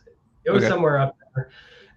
He started introducing me to like Agalloch and Watain and, black metal too. And then my buddy Anthony was like, dude, have you ever heard of this band called Necrophagist? And he started introducing the Faceless, and, and it just became a weird, just sort of like all my buddies being like, hey, you should check this band out, and I kind of appreciate it that way, because it's like, I kind of can get into bands more, like the transition to listen to bands is more easily attained that way. I feel like, because they're kind of eating off of your current interests, and,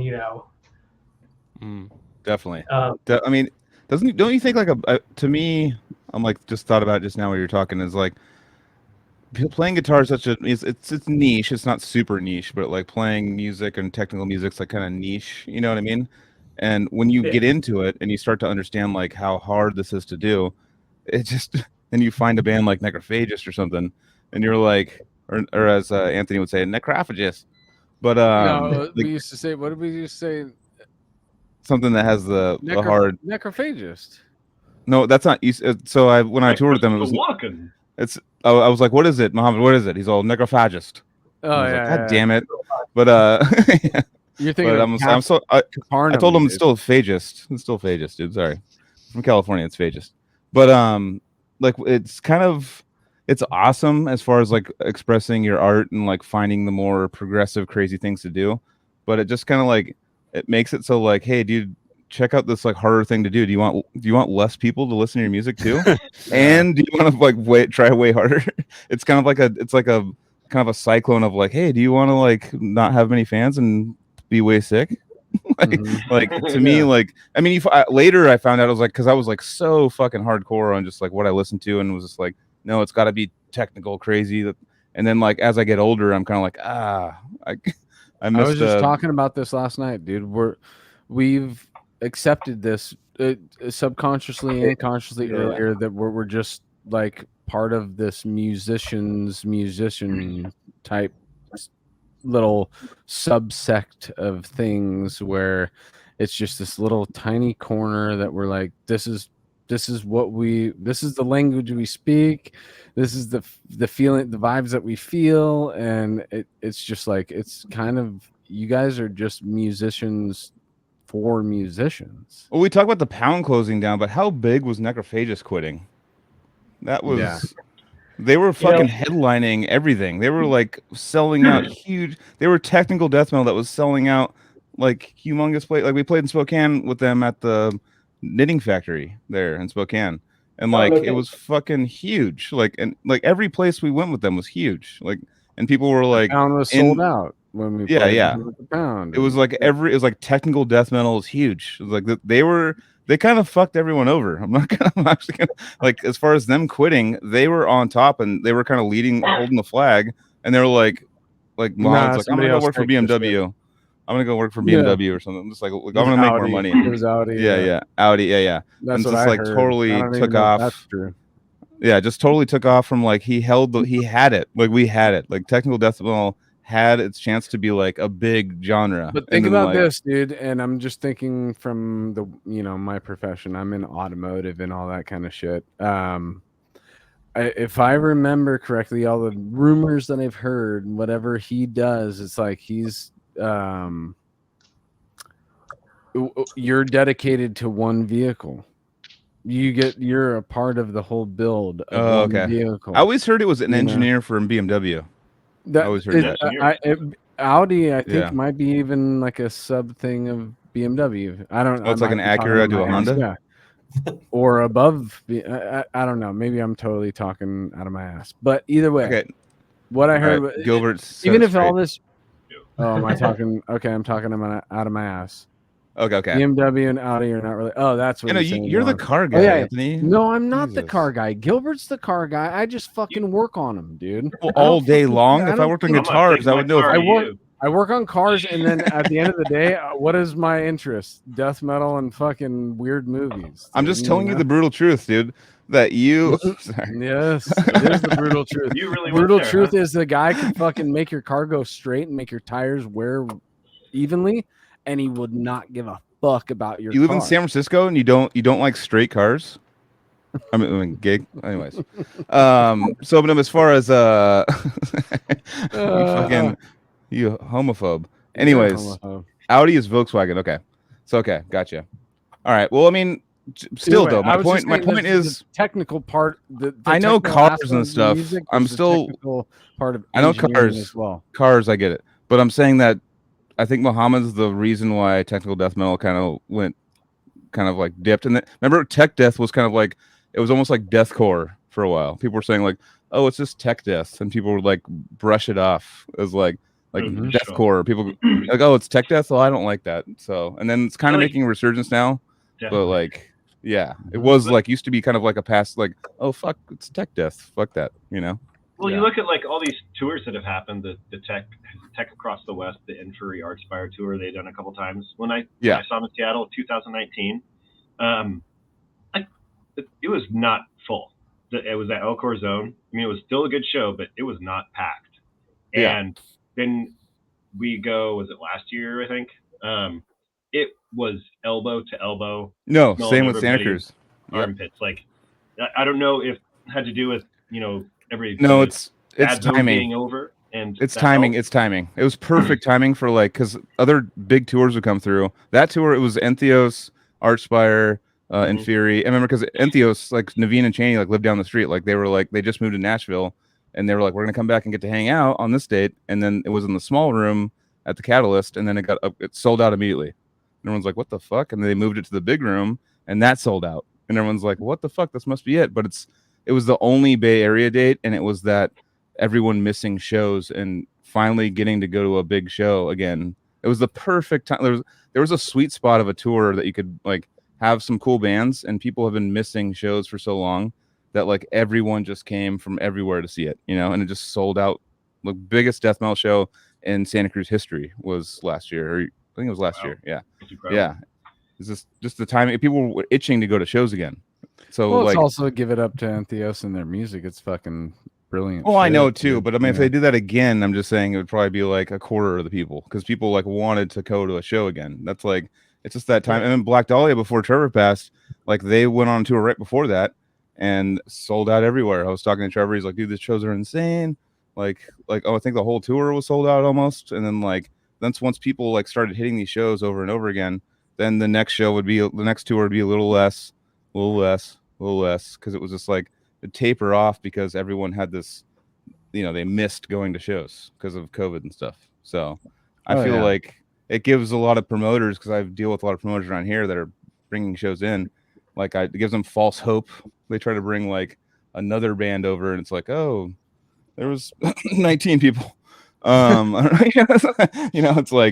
It's like the hype kind of like fell off. That was like the prime time to go on tour.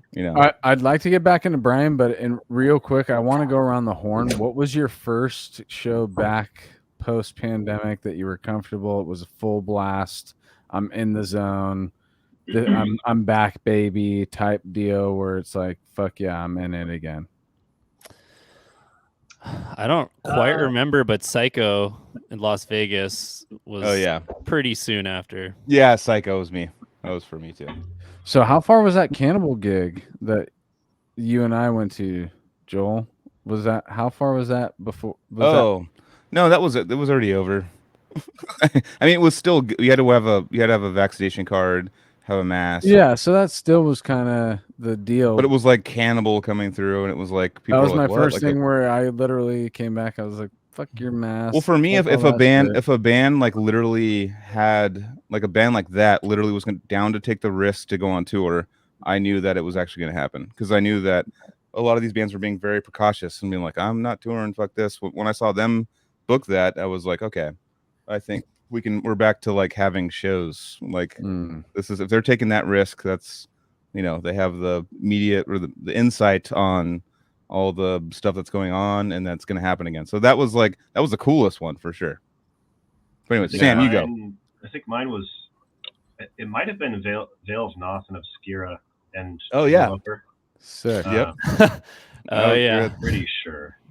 That was the show that we all got COVID and couldn't play opening that tour. Oh, that's right.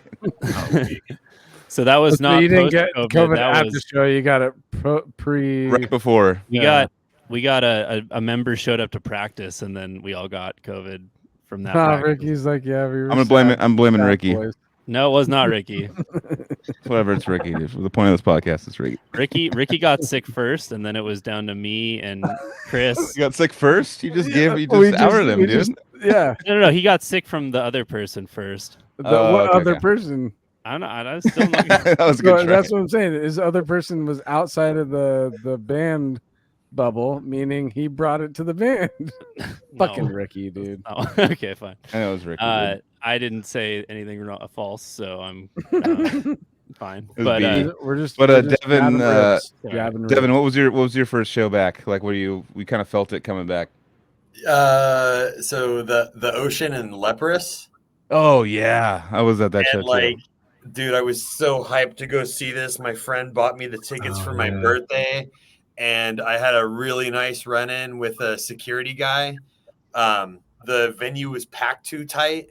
And everybody was kind of like going into the fire lane or whatever. And this dude was freaking out on everybody. And I told him to shut the fuck up because the show Oh, that's good. That usually works out good, right? I mean, literally, the show was like the band's playing. They're like starting their show, and it's this fucking dude like yelling at people. It was the wildest shit I've ever like encountered at a show like that.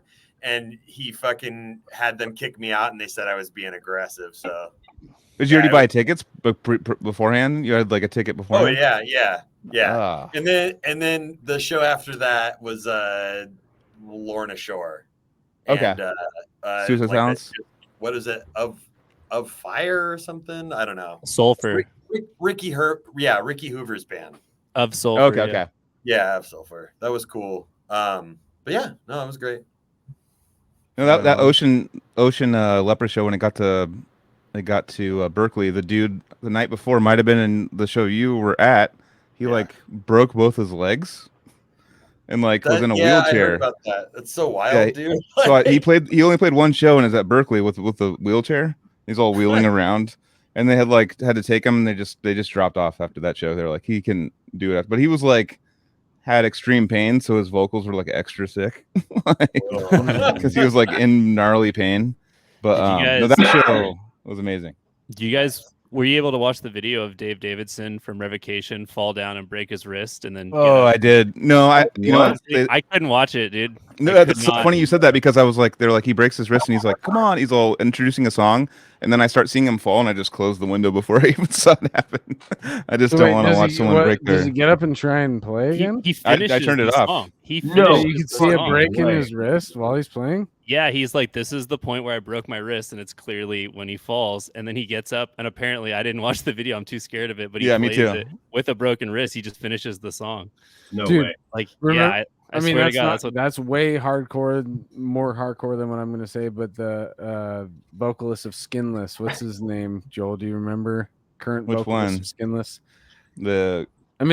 He was in Skinless, but now he's in Origin. The current. Yeah. He's in fucking Psychroptic right Remember now. that video where his the finger broke one. sideways? And he goes like, people while he's doing fucking his. Yeah, I'm like, he's all. If I broke my shit, I would have left the stage, guys. I would have been like, if I have a hangnail tomorrow, I'm canceling our show.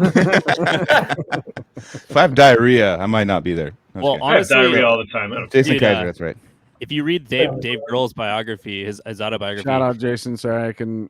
The first chapter is Dave Grohl when he broke his leg, and then he went backstage. He went backstage for like 10 minutes, and then he gets back out on a chair and just plays with his leg. And a guy's holding his leg into place. A medic is holding his leg into place while he's playing the rest of the show. And I was like, that's the most hardcore shit ever.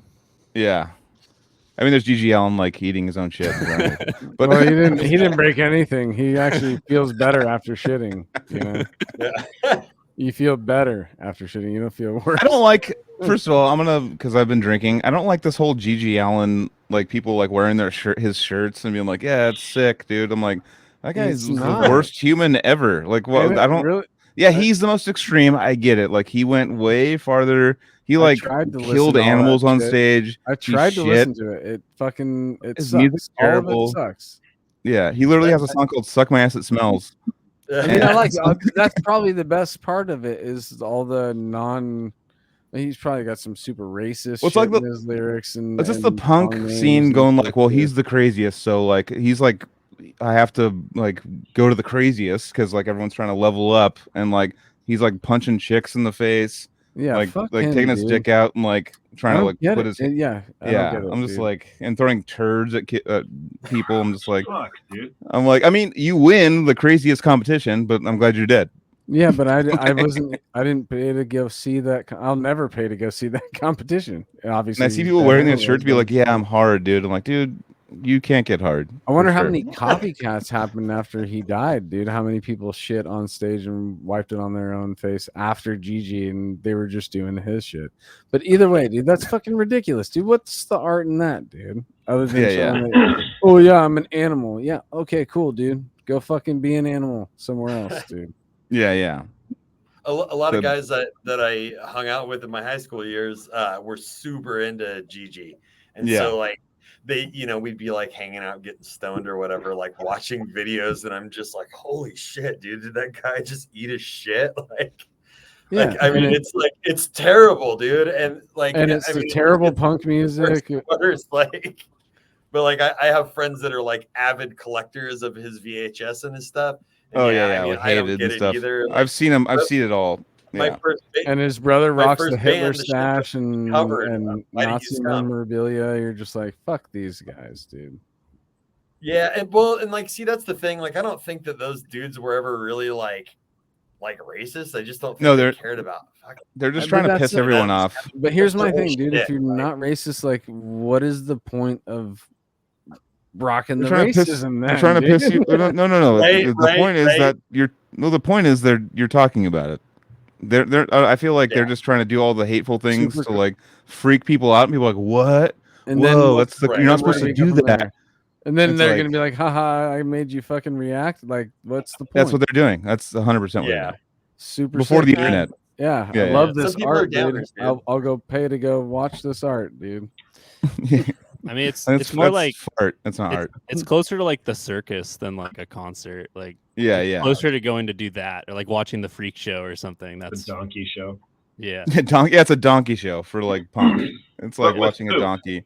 Yeah, with poop Extra poop. and pee. Probably pee. So Brian, when did you get into heavy metal? Hey, Brian, when did you get into shit play? When'd you get into scat, brother? Well, about a week ago, Devin started calling me whole. So No, I'm sorry. We already asked you that question, or I remember the answer at least. I don't know. I was just trying to get us back. Well, Brian, let's nerd out on guitar stuff. So I saw before you went dark back there that you had a Ibanez Prestige. Did I see that? Did I see it right? oh boy, He this loves is that my new guitar. baby. It is the Oh, whoa, that's sick. the RG 5320, and it is definitely at least 6 car payments. So, Damn. What are those? Bare knuckle pickups or something in those? Or what kind of? no, they're just the stock DiMarzio. I swapped the Okay. Bridget pickup out for I can never remember if it's a Dominion. It's the Mark Morton one from Limp Okay, God.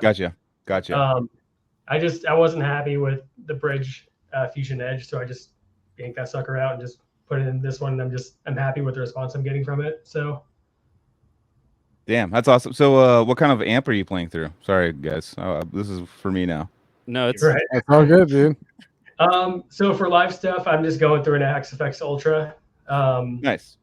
Bought myself that from Vance from Vale of Noth as a birthday gift to myself. As you can tell, I like to just spoil myself for no readily fucking apparent reason. I'm thinking about selling my. Actually, I thought about this like 2 days ago. I have the XFX AX8, the floorboard one. It's like the the Ultra. I think it's got the same power as the Ultra, but it's a floorboard, so you can you can build patches and stuff. I'm thinking about selling it. So, if you want to holler at me, brother. I'm just kidding. I was thinking about it. I'm trying to downsize things. I'm just like, I'm not playing live shows. I literally have a fucking setup to play. I have like the same setup as Metallica in my room. I'm like, for what? Like, I have the Matrix power amps and all the things with like the fucking Axe effects, and I'm like, I don't need all this. I just need like a fucking sick practice amp, and that's it. You know. you should Well, make it I a mean- backline somewhere. Yeah, what you could do before you sell it too is like you could upload it with some pretty awesome presets too, and just be like, "Hey, I'll include like some of my favorite tones." If you just, Oh, yeah. You know, So, Go a Axe little bit effects. What kind of tones are you using? Are you using what kind of amp models are you using? just the standard 5150 Yeah. chamber stuff. Nothing too crazy. I'm not really that big of like an amp guy. I'm definitely more of like a guitars and tone woods kind of guy. You know, I like the 5150s. I like I had an Angle Powerball back in my day. Yep. And love that thing too. God forbid you find a cab that works for it though. Yeah. Totally. No, totally.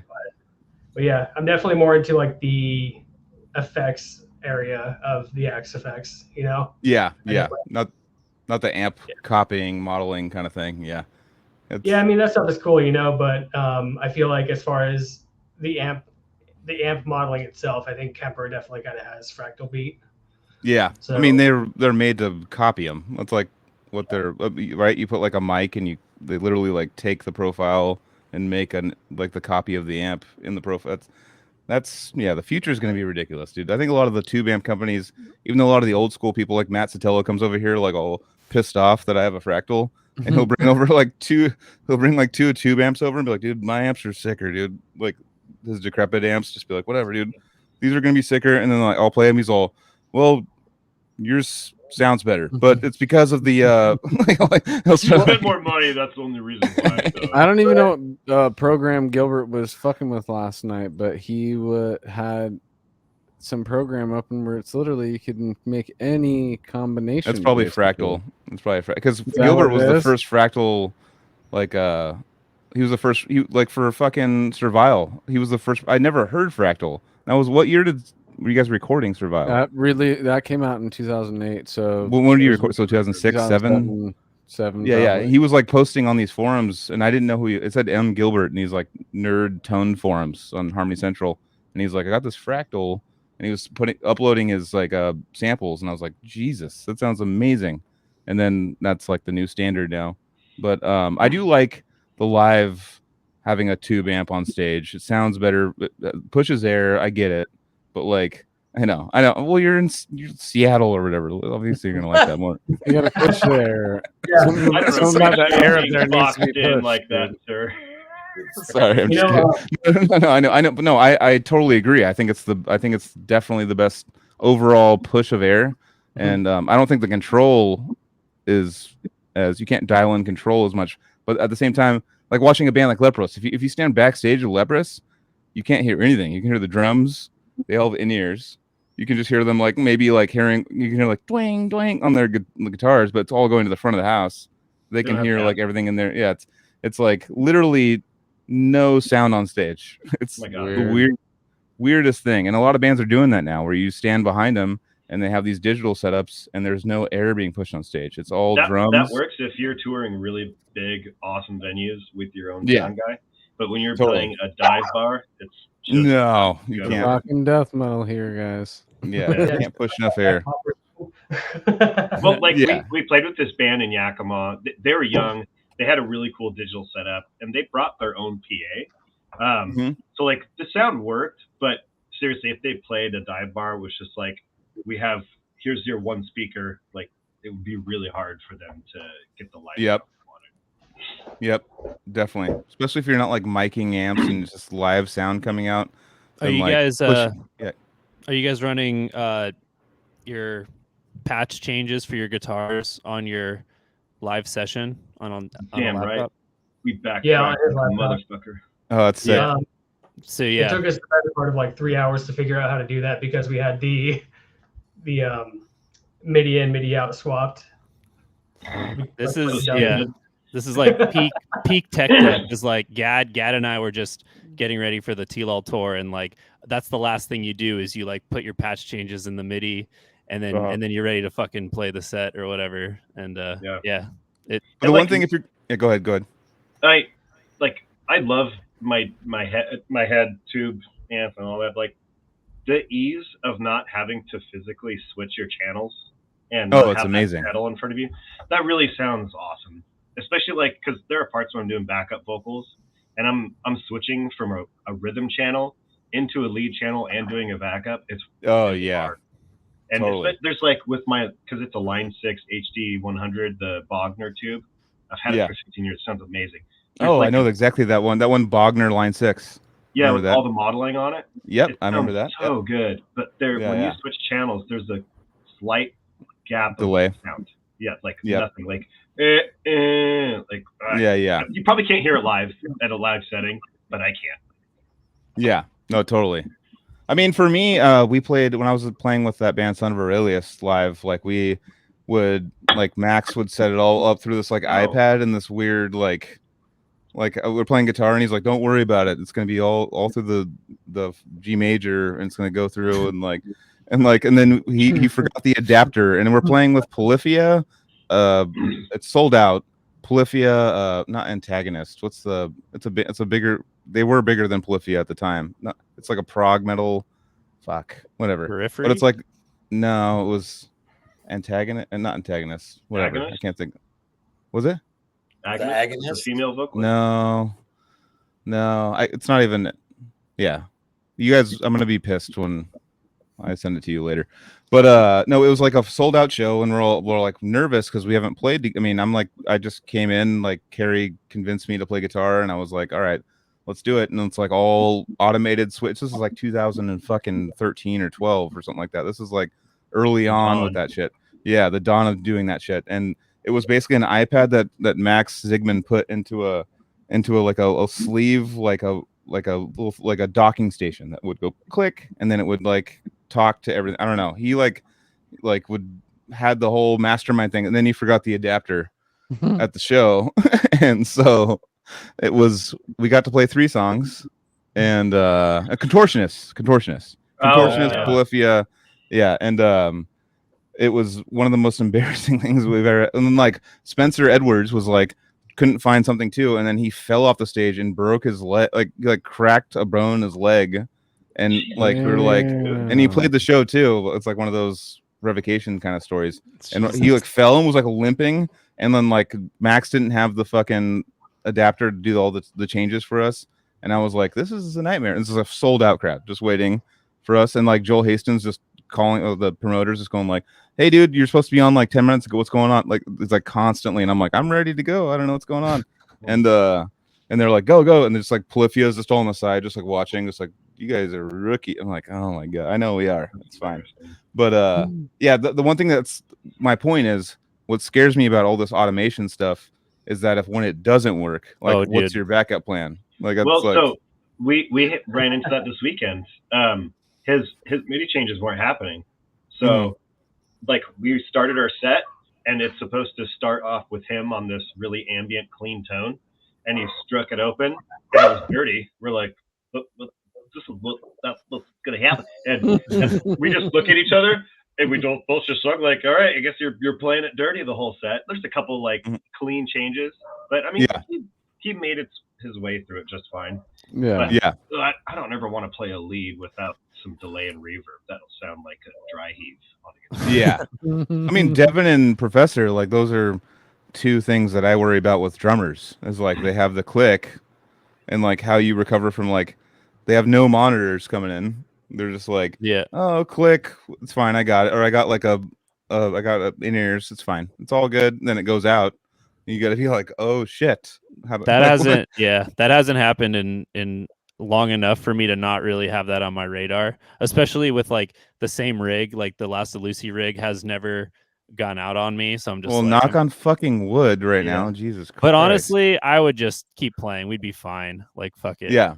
Well, it's like the mental notice of it's not happening. Like, your brain has to understand, okay, 1, it's gone. 2, where am I in the song? So the thing that did happen is we changed the count for one of the songs from like a 2-bar to a 4-bar, but then live I forgot, so I just assumed it was a 2-bar in. So I started 2 bars early, and then fucking we like start, and then suddenly like the song in my head starts, and I'm like, oh fuck, just cognitive dissonance happening. So then I like, did you slow down a little bit? I just try to correct to the other way, and then we just like fucking scratched it. We're just like remix, and we did it again. Yeah. We call it scratch. We call it train wreck.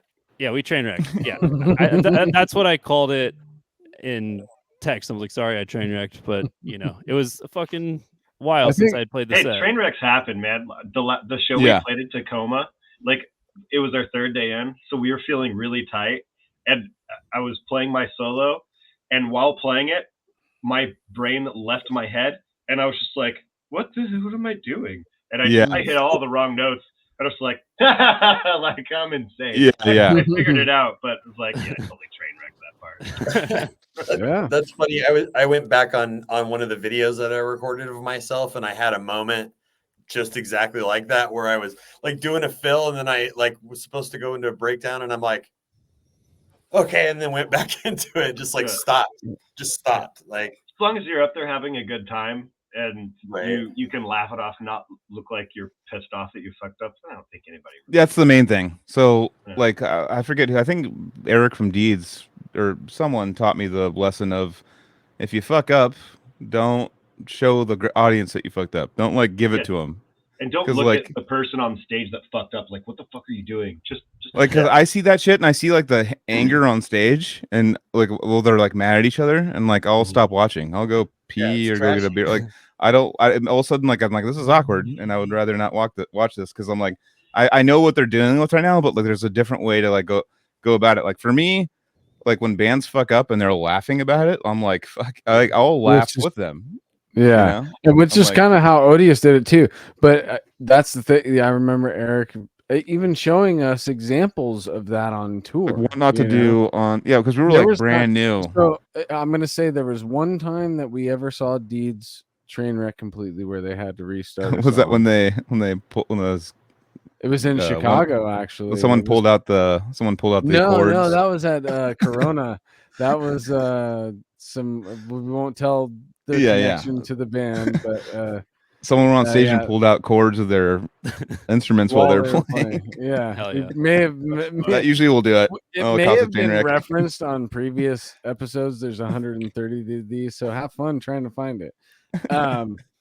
But no, it was a different time. It was in Chicago, and it was at the some place there. It was Knights something. But yeah, Oh, the they Knights had Hall. to- Yeah. that was the first time that I saw Yeah. Deeds have to stop and restart. And I remember plenty of Gotta times piss. being on tour where you kind of watch where that may happen. Because, dude, doing 29 shows in 31 days, Yeah. it's Groundhog's Day just with different environment, you know? And yeah, learning to just like try and play it off, dude. And I've seen plenty of times in the bands that I've been in where that may have happened and people catch it too. And I'm just like, yeah, here it is. We're back on again, guys. We're also blessed because we're not big enough where if we go to a show, people know all of our songs really well.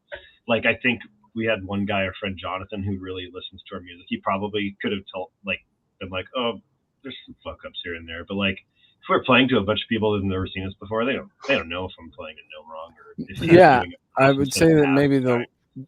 the lens that you're perceiving things in the live environment, there's a filter that maybe certain mistakes or sounds that are different than the album, they're just gonna go Oh, yeah. unnoticed I mean, because you're our so live sound is so much different than our album anyway because we recorded it. I recorded the whole album by myself, just like as I wrote it, and then Devin appears and I send it to him. He's going to play it completely different. I'm like, just keep the song structure.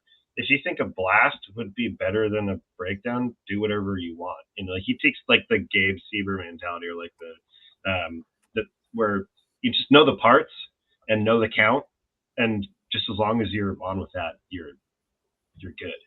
right. And like I play a lot of my solos different, and I downpick a lot of things that are not downpicked on the album. It sounds a lot different on stage. So Yeah, and I think that that's actually even cooler for the guys that are paying attention, that you get a fresher, different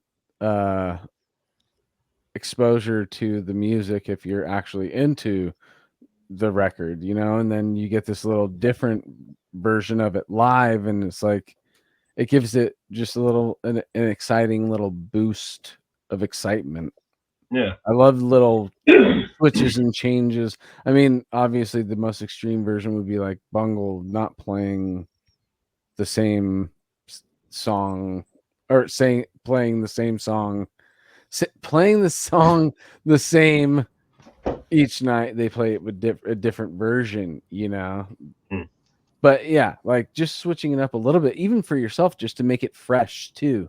That's the thing, because if you're out there on tour constantly, you might get bored of your own material pretty quick, right? So you might want to give it a little spice here and there where you got to change it up to make it a little fresh for you, where the professor might decide he's going to play the cymbals differently in this area, or do a little fucking twiddly D on the fucking ride in this area just to give it a little fucking boost. Twiddly D on the ride. I knew it was called Twiddly D. Yeah. I'm always correcting Devin next to no, it's a Twiddly D. He's like, no, it's a Twiddly Dome. Like, Remember the twiddly D I did on that video, and you were like, yeah. There's like a video of us playing at this show, and we're playing, and he does this twiddly dee, and you just see me go, oh, I love it so much. Yeah, just that little part right there, dude. I'm It just gives like you a little coming in fight. my pants on stage. It smiling. literally it may be just something small like that just takes you out of focus to just give a little smile while you're playing, you know? Yeah. Like, oh, You dude, can smile yeah. while playing death metal. That's totally cool. I changed that and I nailed it right there live. Yes, dude. And it gives you that little boost of confidence to nail the next part and blah blah blah blah blah. Yeah, dude. That's what we're all chasing live, right? Is Yeah, dude. those little fun parts. So Yeah. I want to check in because we're at the 2-hour mark. So All right. you guys have been with us for quite a bit of your Thursday night. So thanks. And also, I know you guys have those shows coming up this weekend. So I just wanted to be aware of that and make us aware of it. So you guys call whatever you guys want to do with the rest of your evening. We usually hang out till like 10 or whatever. So Well, we're leaving for. I think Devin's probably going to wake up earlier than anybody else, but I've got time if you guys do. I can talk with you fellas all night. hell yeah. Oh, it's putting on Devin. So Devin, you're the asshole. No, he's the old man that goes to bed at like 9 o'clock every night. Wait, hold on. That's good. So I work at a high school, and I'm like the Yeah. kitchen manager, so I got to be there. At Oh, like 4 yeah. or 5 o'clock in the morning every day. Jesus. Yeah, Um, they got So breakfast. it's crazy. So, we'll do like a show on a Friday, right? So I'll like leave work and like come and do a show, but that means I've been up since 4 o'clock in the morning, and like, Damn. it's super rough sometimes. But What kind of, do you have any tips or tricks of like let's say like you're feeling like shit, you just worked all day. How do you get ready and keep your energy up for a show? Cocaine. I was drink gonna- lots of water. Like first Water, of all, like, I know water is huge. Yeah, straight for up energy. just drink a lot of water, dude. And BS yourself and do a little bit of yoga or something, something to stretch yourself. Like if you do those things, you're like actively preparing your body and therefore preparing your mind at the same time to Yeah. get ready for what you're doing. That's smart. It's just like these shows that we were just doing. I do all that same stuff before we play, and it works even if I am exhausted and have been driving all day. Right. Totally. So, No, I agree Even with if that, you're doing- dude. It's speaking seriously sorry. from a person who hasn't been drinking alcohol for a while, 3 weeks. No, it's been a lot longer than that, actually. Take sip 4 of weeks. class. But that really, like, those moments or those nights where you're gonna sacrifice sleep because you're gonna stay up or whatever, you got to do this and that. I think that the recovery from those situations are a lot easier if you got your health and your sleep on point outside of those little blips that you just prepare yourself. Friday's gonna suck, dude. We're playing a show, so I'm gonna kind of like prepare myself up to that point, and then obviously deal with it when it happens, and then be right there for staying healthy for the recovery. And I think that, and then go to sleep super early the next night, probably, I'm sure. you can, Right. I mean, But sleep you're is super important, guys. It really is. As we Yeah. get older, dude, sleep is a lot more important than we used to think it is, dude. Well, and for drummers, dude, we're like running a marathon for half an hour, Yeah. 45 minutes, however long we're doing Yep. it, and depending on what we're doing, and you Poor do all drummers, those man. things, and you will see the results when you're putting in that like little bit of extra work. So Yeah. No, it's true. Like for us, people like on stage that playing strings or like you guys are just going like this, like a bunch. Well- We're going like I started it's like- running. yeah. I started running and then going to the gym all to like prep for tour. I'm like, gotta be set. Like that's the target, the thing to do it for, to be healthy. Yeah, with for. every drummer I've ever toured with, it's always turned into like they do like a party tour and they're like never again. No, and they God, no. will become like all right, well, I have to sleep, I have to have the best bed in the bunk in the van, I have to like, and at first we're just like, fuck you, dude, why don't we deserve it? It's like, because you're playing a fucking dumb guitar, and you're not like, you're not like setting up this fucking like Lego set every night and then like this humongous thing every night and then having to carry it. I mean, I would help carry it out with them, but like would have to like put all that in, set up the spidered fucking thing, this like set up this like around you, play it super hard, break it all down, and like as far as the activity for a drummer compared to any other band member, it's like it's rough in a death metal band to be like I mean, you have to really be on your P's and Q's and your health and stuff because you will crash hard if you don't. Actually, that's a really good call because I think Devin got the least amount of sleep the whole last weekend. And but I'm the type of person that's like, if I lay down on the ground for 2 minutes, I'll fall asleep and wake up in 8 hours. So how about I need to be a little bit more aware of what you just said. Make sure Devin gets his rest. Yeah, it's dude. It's hard, man. Like, are you trying to kick? Are you trying to kick him out Here's right a now? good one. So when we played that show in Bend, they were coming back from the bar. They went out, and I tried to get some sleep. And they came back to the van, and they're all like opening the doors all slow and like, oh, we gotta be quiet. You know, we don't want to wake up Devin. And like, I laid like the fattest part. It was like, welcome back, guys. he just opened up his sleeping bag. I was like, I thought he opened up his butthole. I'm like, it's like a skunk move. no, he just turned into a skunk. Yeah. I heard an echo. It was so open. I mean, Nice. if you want to sleep well on tour, you gotta have earplugs and you gotta have a fucking one of those covers. You gotta you gotta cover the eyes. You gotta have earplugs. You can't. Yeah, one of the. I mean, not for the eyes. I guess it works for the eyes. You could go sleep mask on with the face mask. Oh shit, dude! It definitely does suck going to bed at 2:30 and getting woken up by the sun at 6 o'clock. Yeah. For me, I noticed how like sensitive my eyes are to light, and like once I got one of those sleep masks, I was like, I'll just be like there'd be people hanging out, whatever. I'll just throw the sleep mask on, just be done, just be out. Well, it's even if it sucks for people who work nights and they have to sleep during the day and you should really black out your room because daylight will, even if you fall asleep, it could keep you from getting into like the deeper levels of sleep that you want to get. Yeah. Because your eyelids are still transparent. I mean, if you have a light shining right on you, you still notice the light while your eyes are closed, you know? So being able to not get to those deeper levels of sleep, it could totally fuck you up, dude, in the long run. Dude, that's what I'm saying. Sleep is so important. Sleep and water. I mean, food after all that, but sleep and water, dude. Yeah. Sleep and water. That's the heavy shit. You know what I'm saying?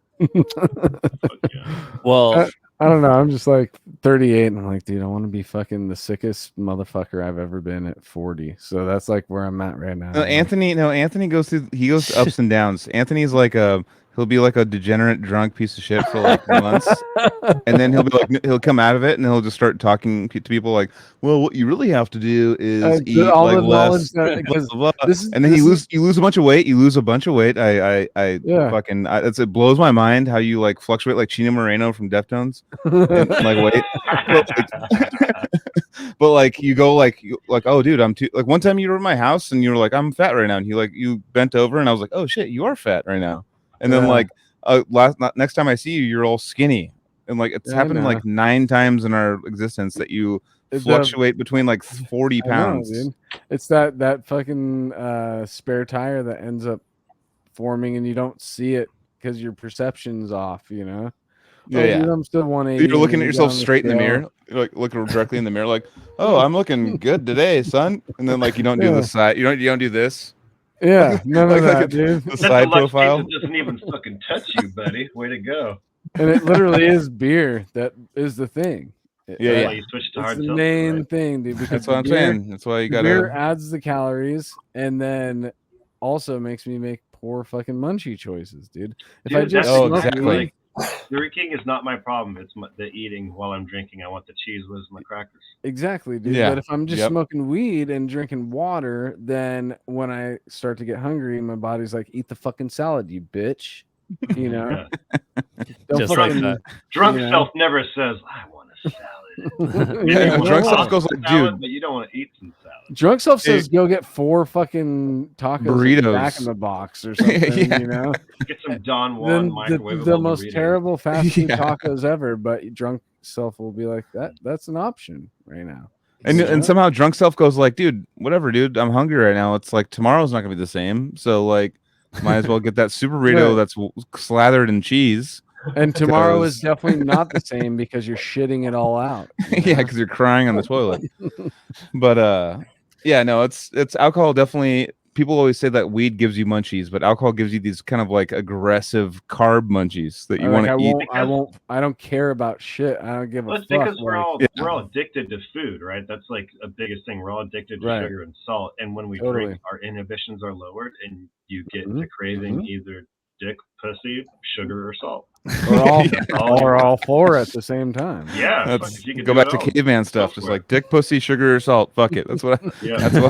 That's what we crave. That's what we. Yeah. From originally when I was born, that's what I wanted, and I'm That's just right. going back to that. Yeah. When I was a baby. I was a baby. I just wanted that dick and pussy. Yeah, Covered Oh, in man. sugar and salt, dude. and a little bit of cheese. A little bit of cheese too. So Yeah. Cheese. Yeah. Anyways, Joseph Cheese take whiz over. is the sugar and salt. Let Joseph take over. nice way to end. Please. Pivot. Is there anything you guys want to make sure you guys talk about on this episode? Oh yeah, if there's anybody listening still, we got. We'll be We recorded are- and released. We still got the chat going. Yeah. Usually it's There we go. Spotify Love people y'all in listening. the so. chat. Thanks for still being with Shout us. out. Actually, you know what? Shout Spotify. out to there's a guy in here that he like gave a bunch of gifted subs out. Solely 313. He gave out like a bunch of subs and Oh, that's Hell yeah, he's brother. from the UK. He's awesome. Oh, dude, yeah, that was quick, awesome. quick shout out one more time. Sorry to a longtime listener, Jack Wilson, became a dad today, dude. Oh, hell really. yeah. Yep. We were Oh, talking. shit. He messaged me and he's like, "Hey, this is happening today, but I'll still be listening live." I don't know if he's actually here, but he showed me a picture of all the fucking baby supplies ready for a baby Nice. coming, dude. I'm like, this motherfucker, dude. So congratulations to Jack Can Wilson. I ask you guys a question personally, real quick, and then we'll wrap this up? So, becoming a person that's like metal, hanging out, doing music stuff, whatever, and you get in a relationship, having a baby, like what's to be expected? We're not. She's not pregnant, just FYI. But I'm saying that like it might be a future plan. So I would like to know, like, because I know, were you guys expecting it? One, and how does your brain handle becoming a father, like from becoming a person that was music, whatever, like That's a good question. So it was very night and day, because when I met my wife, I told her I'm not getting married and I'm not having kids. And like then I fell in love with her, and I was like, oh man, I could definitely raise some kids with this person. I'm in that mode right now. So we waited to have kids until I had a good job, and then it was okay. I got this. I have good income. We're both very stable. Let's make it happen. And we made it happen very quick. Like we knew what we were doing, and I knew that it would be. I'm not going to be playing shows. I mean, I wasn't anyway because there weren't fucking drummers, and I wasn't going to be going to shows either, because just trying to go to shows while leaving someone with a kid. It's kind of a guilty conscience thing. Yeah. You don't want to leave the person at home. Yeah. So I didn't like to ask, but I always offered for her to have ladies' night because I didn't mind just hanging out with the kid. That's a good, Let's always give them theirs. You get yours. Give them theirs. Yeah. And I seriously, the first show I went to after having kids was, I think it was 2018. It was Aetherius' CD release show for Absentia in Tacoma with a couple local bands. And that was the first one in 8 years probably. Did you feel guilt? Did you feel guilt? Did you feel guilty about liberation? About going to the show or missing a lot of shows? Going to the show. It's your first one out of being a dad. Were you liberated? Were you feeling the guilt? Was it both? No, because I'd still go out for a dude's night every once in a while. Which is, you just go downtown 5 minutes from your house and you're back a few hours later. But going up to Tacoma or Seattle for a show is a lot more time invested, and you're farther away and you feel like you can't help as much. So not really, because my wife and I are both really supportive for each other, and we want to make sure that we're happy. But then there's also this, it was weird because I go back and I see all these people at this show that I used to play shows with all the time. I actually got guilt from that for kind of leaving the scene for a really long time. Yeah, no, I know, I can see that. Yeah, and I felt this weird thing because Aetherius had just been signed to the Artisan Era, and Kyle has always been a very good friend of ours. He played good bass for us a long time ago, and we've always talked. And I finally get to a show, and I'm like, I want to get back into it. I'm like, I always felt like this guy. It's like, what if they think the only reason I'm back is because they're signed and they think I'm like trying to to them? Like, you just show up.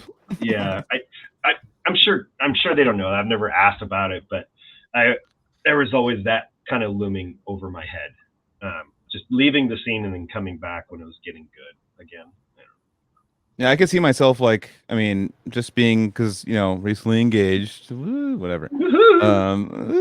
Like, hey guys, death metal. I'm girl. But I mean, I could see but I'm just seeing it like, because she's into metal, but she's not like into underground death metal. It's not like something I'm like begging to bring her to shows and stuff. But like at the same time, it's like I could see myself now that like you start getting more serious with someone that it's like you're gonna start missing those shows that you would go to every fucking time.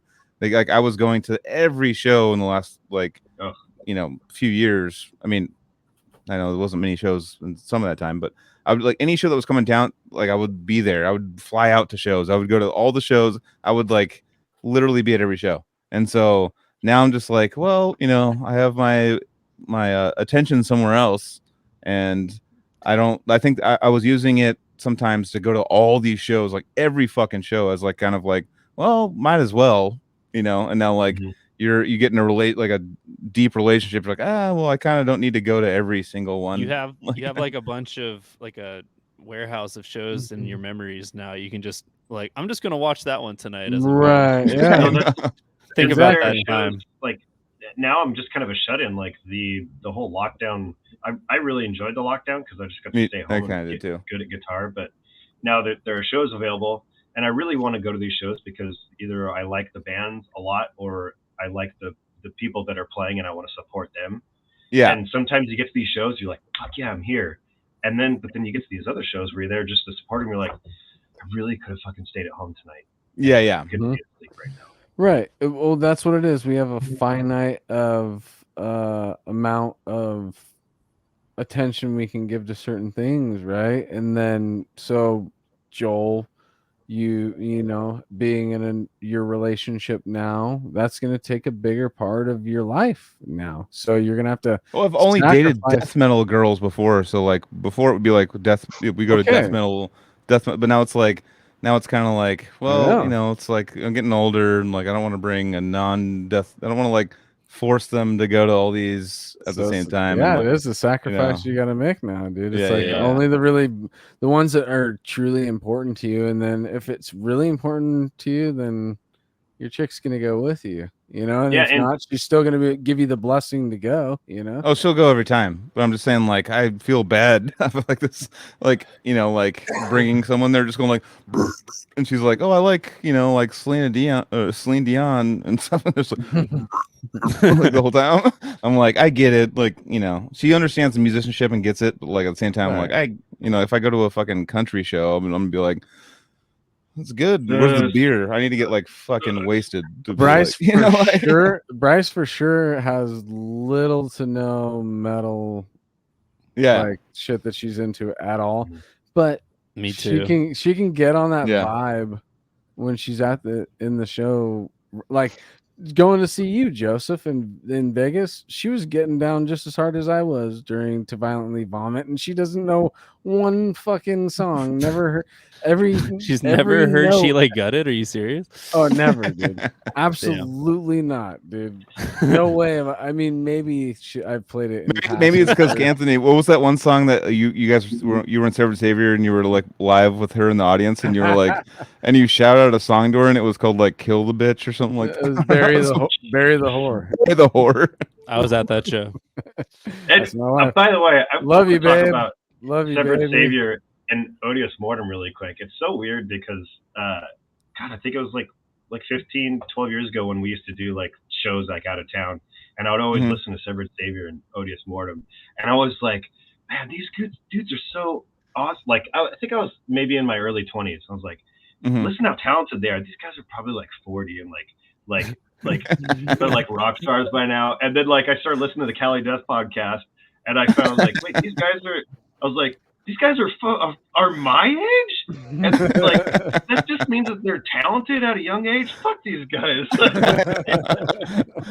I get a lot of this "fuck these guys" attitude with a lot of these bands coming up. Right? You get like you see them, they're like young and like they're just shredding. I'm like, "Fuck these guys." It's like Yeah, no I shit, have that dude. like it's such like it's like if you're a skater and you're an old school skater and like this like 15-year-olds winning the X Games, you're like, "Fuck that little shit." Right. You know, it's like you know, like get like mad, like how the fuck are you that good? That's bullshit, dude. I hate that.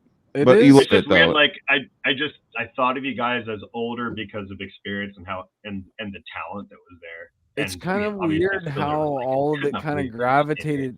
It all kind of gravitated towards each other too. You know, Yeah. I thinking We about were just doing it to hang out. It was like Severed, hanging out. Carnivorous, and Odious were all independent from each other, and Decrepit and all that stuff. But the relationship that happened between Odious and Carnivorous, That's where it started. that's where it started, dude. And It was like Dan Kenny from Suicide Silence, Anthony, like that's like where we all like got together and started hanging out. and you, Oh, me? well, yeah, well, you were gonna be trying out for Carnivorous, and then you're like, "Fuck you Oh, in guys!" high school. I'm joining Odious, and we're like, "What the fuck is Odious?" I was a Mortem, free dude? agent, dude. I was a free Yeah. agent, just using my like literally. Dan Kenny was all, dude, send me a demo, and I sent him me playing Angel of Death by Slayer on a 7-string. He's all, dude, sounds sick. Fucking, and then jam, dude.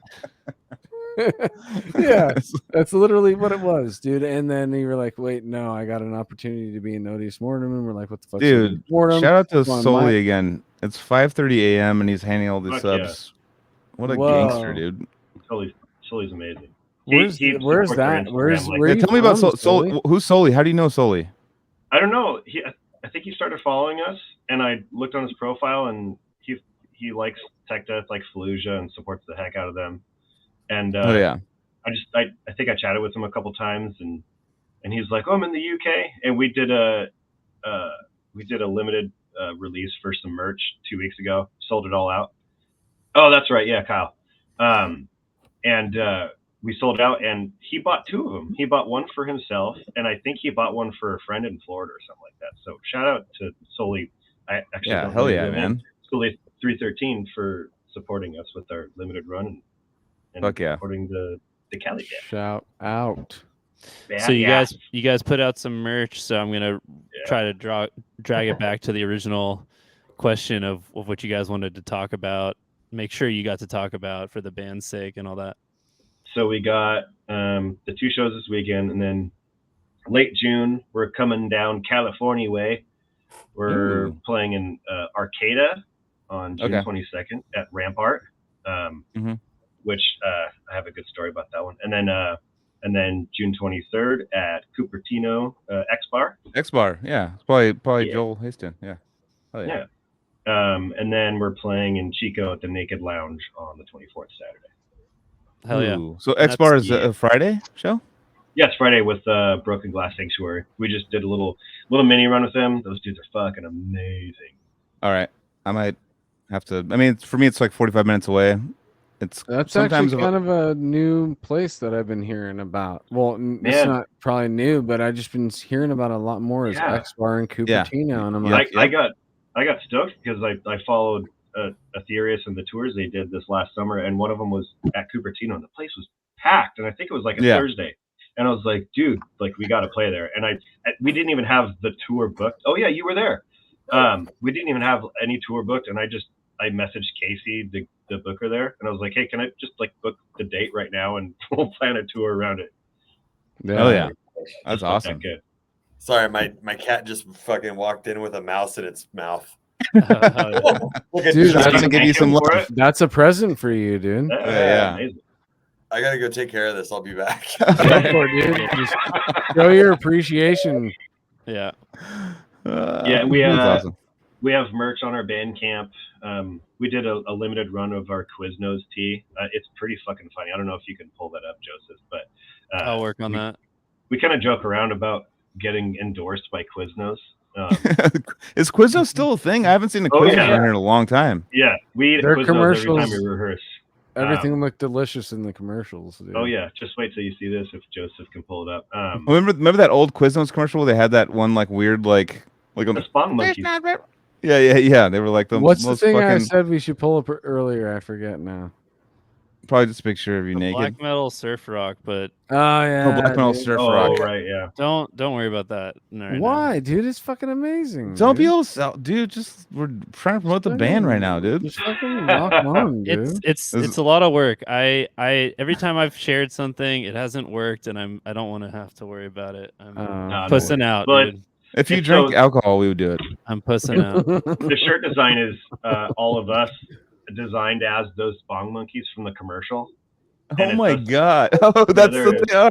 Exactly, That's a fucking sick shirt, dude. Yeah. dude. That commercial is still like, wait, like, with Yeah. like We love I the w- Subs! I love the chance they took on that. Just like Yeah. let's just be was fucking so weird. funny. So Yeah. I'm we gonna we put released- it in the we did- chat. Yeah, a we link did to a limited run on that in our band camp, and we sold out in like I don't know 4 hours or something like that. Something Damn, Sick.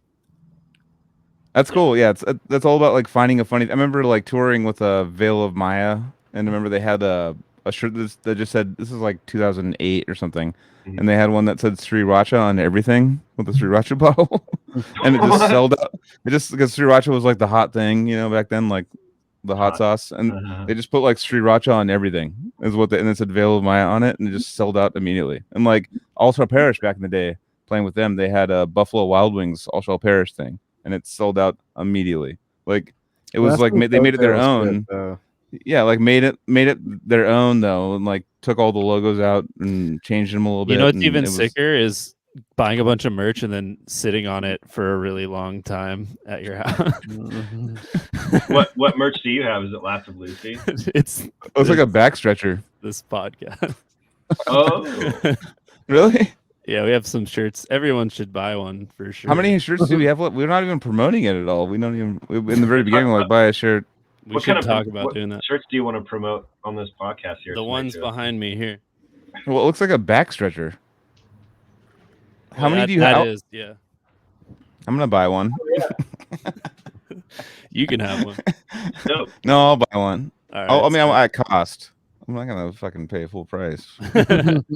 No, but yeah, I just wanted to say I checked out the latest record, Cosmic Simulacra, today. too. And yeah, congrats on that one. I know it's been out for a while. Are you guys working on anything else these days? yes, we just recorded drums. Was it a month ago, Devin? A month, almost 2 months ago. Yeah, and we started editing one song, almost done with one. Hadn't had time to do anything else. So we got some songs we hope to release this year. Once we have everything recorded, we are going to shop it around before we set any kind of release plans. Because I think we could have done better with Cosmic Simulacra if we reached out to more labels. I'm happy with how well it was received. Actually, a good idea would probably be right now. It's like, so for me, like I hadn't really listened to your guys' music until right before the podcast, and I listened to probably 3 or 4 songs, and I always try to build a profile like I'm an investigator, like trying to track down a serial killer. To me, it was kind of like had a melodic kind of black atmospheric black metal melodic, like extreme death metal. Yeah. Right? Yeah. Is that how you describe it? We used to just say extreme metal because it's Yeah. really I know dynamic. the genres. But I just go with prog tech death because that's kind of Yeah. where we get put because there's enough changes and it's technical enough. I don't And think it's truly tech death, but it's enough. But the new stuff, it is technical death metal. Oh yeah, with progressive elements. Sweet. that's awesome. Yeah. Yeah, Yeah, I I love progressive metal is my favorite style right now. I could see you guys. Yeah, I could see you guys making an impact and doing something real sick with a full lineup as part of the recording lineup this time. And Cameron's been awesome. Like he hit me up I talked to him on Facebook a while back because he was looking for another project, and I was telling him a bunch of bands. and he asked if we needed a guitar. So I was like, no, we got Brian. And he's like, I'll play bass. I was like, oh, okay. So I sent him a song, and I don't have bass tabs. I just winged it when I recorded it. So I sent him the tabs to the guitar, and he's like, cool, I'll make something for you. And I think like a week and a half later, he sent me that back a bass track, and I plugged it in. It was just like, holy shit. It was incredible. Cameron's a great musician. He's insane. Yeah, absolutely. Animate and stuff. Yeah. Yeah. Absolutely. Yeah. And I think his grandma's getting married right now, and that's why he's somewhere. I don't know. I think his grandma's getting married? I think he said his grandma. That's what's up. Come on, good for dude. her. Fucking grandma's got her juices flowing. Go with it, lady. I don't know about the juices though, but maybe I don't know about that. Maybe the oxytocin. She's flowing. Mm-hmm. The love. She got the love bug. The plasma. The plasma. Oh. Wait, Mike Gilbert gave us the He did. equation to make plasma in the chat earlier. Where is it? It's up earlier. It's probably up quite a bit, but I just was laughing. How was hanging out with Mike yesterday, dude? Or was it yesterday you guys hung out? I know. I saw there's a picture of fucking Anthony, Paul Masvidal, and Mike Gilbert hanging out Yeah, last it was night. super cool, dude. I had a great time last night. Mike Gilbert and Paul Masvidal have been hitting it off quite a bit when it comes to the fractal shit you guys have been talking about. There's certain things that I don't know if I should be talking about them, but I mean, you probably shouldn't. But they jammed and stuff. And yeah, they jammed. Mike is a very, very super cynic fanatic, and he plays it very, very well. So I could see why Masvidal would want to sit and jam with him, because he found somebody that can really truly play his music, you know. I'm not saying this to sound pretentious, because I have nothing to do with it anyways, but I'm saying there's probably a very, very small amount of people that can actually play cynic music. Those are my two favorite guitar players too, by the way. I know. So that's another thing too. So I'm still kind of like processing it all, because I've always I told them last night, like, it should have been me, not you. There, fuck for you, sure. dude. Don't even fucking just. I know you're jealous, and let me fucking have my moment, bitch. You held a guitar yesterday. You could barely dude, do. I played some. Wish you were here by Pink Floyd. Yeah, they didn't hear it though, because it was on a fucking unplugged guitar, dude. Just let me be jealous. It's a healthy jealous. No, dude, this is the thing. Like, get your fucking ass up here the next time this happens, and we'll all hang out, because Mike's pad's rad too. But dude, I got to sit and watch those guys play 5 or 6 cynic songs, That's getting played out. That's getting played out. I'm now. sorry. It is. I did whatever. I thought it was funny. Hilarious. But anyways, keep going. There's only one person laughing. It's me. Okay, then it was My for dance you. is laughing. Well, See, I crying. understand. It's for you. Ears, yeah, his were a little spicy for sure. A little spicy. Yeah, but yeah, Wait, that's did I not? Okay, so either Say it. I don't know where I was at, but either way, I had a fucking great time. Paul's sick, dude. He's a super homie for sure. We vibed. They played. Those guys playing guitar together is just next level. It really is. If you're sitting in a room, a small, very, not too small, but Don't small get enough too room into. where I get it. It was sick, dude. where you're Shut the just fuck like up. sitting there, and you're like, wait, that's the guitar player of my favorite band for the last 20 years.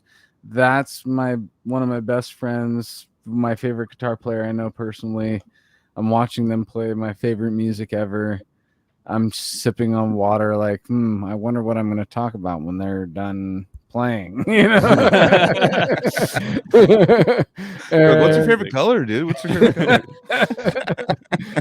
Right, but it eventually turned into a great conversation in between each song, and after they were done, we had a lot more bro down time where we just vibed on. We ate fruit.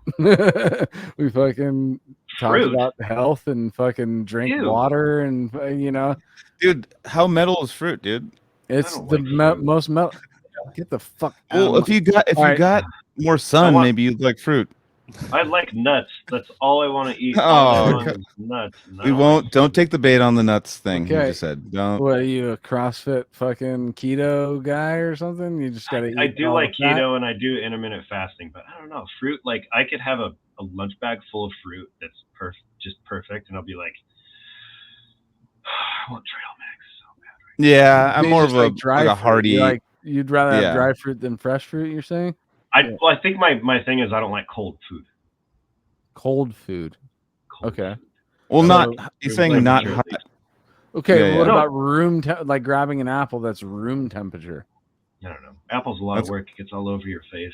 Like, You know what, Sam? God, I know what I mean, I wish our ancestors I could hear us just literally- being like, I dude, have- I don't know, the fruit, it's like I have it's a too room spiritual- temperature. I have a spiritual connection with an apple once a day right now. I do like Cosmic- apples when I eat them, but I have to really talk myself into eating one because I know. Yeah, they're not fun. I don't like. I mean, I'll eat them and I'll be like, yeah, they're good, but I don't like I don't have a craving to pick up an apple and like chomp into it and like have the shit and go in my like the skin go in my teeth. And I'm Unless like, you oh. have You guys Apple's the haven't best New tasted. Zealand You guys haven't AG. tasted a cosmic crisp apple, then, dude. Have you had a New Zealand envy apple? Fuck that Oh. shit, dude. It's all about a You don't even know what it cosmic tastes crisp, like. dude. You don't even. You just shoot it down because you don't know it. I've had an Dude. MD. I have Dude, had it's like an MD this. apple. I They're don't know if it's a super New dense, Zealand envy apple, Super but I've had an crunchy, MD. super juicy. My favorite's a Macintosh apple. I've always loved. I mean, not being like a Steve Fuck Jobs Steve joke. Jobs. Wait, is a I know, but Macintosh like it's fucking old red delicious? it's way better. It's got like way more. Oh, It's okay. like sour kind It's of, and how fucking like red delicious. Come on, guys. I'll go for a pink lady because they're small enough where you can just eat it in like 10 bites. And be I done. think the only place you can get a red delicious is at like the counter at 7-Eleven now, dude. Granny Smith gang represent. Oh. it hurt. Straight up there. Granny- that's what I'm saying, that's what I'll ma- fuck like, with some Granny Smith, a dude. Macintosh is like a Granny Smith with like more flavor. It's like Honestly, it's all about eating it with peanut butter or cheese, and yeah, fuck a bear apple, dude. yeah, Yeah. come on. No, I'll go apple with some cashews or something. Apple by itself is like you're hiking. That's when you want an apple like that. Yeah, you have to be Like, out in goes through you. nature. Yeah, Yeah. yeah. But You sit I in I a do like fucking bananas though. I'll eat a banana. bananas are way better than apples, dude. They're Fuck. so filling.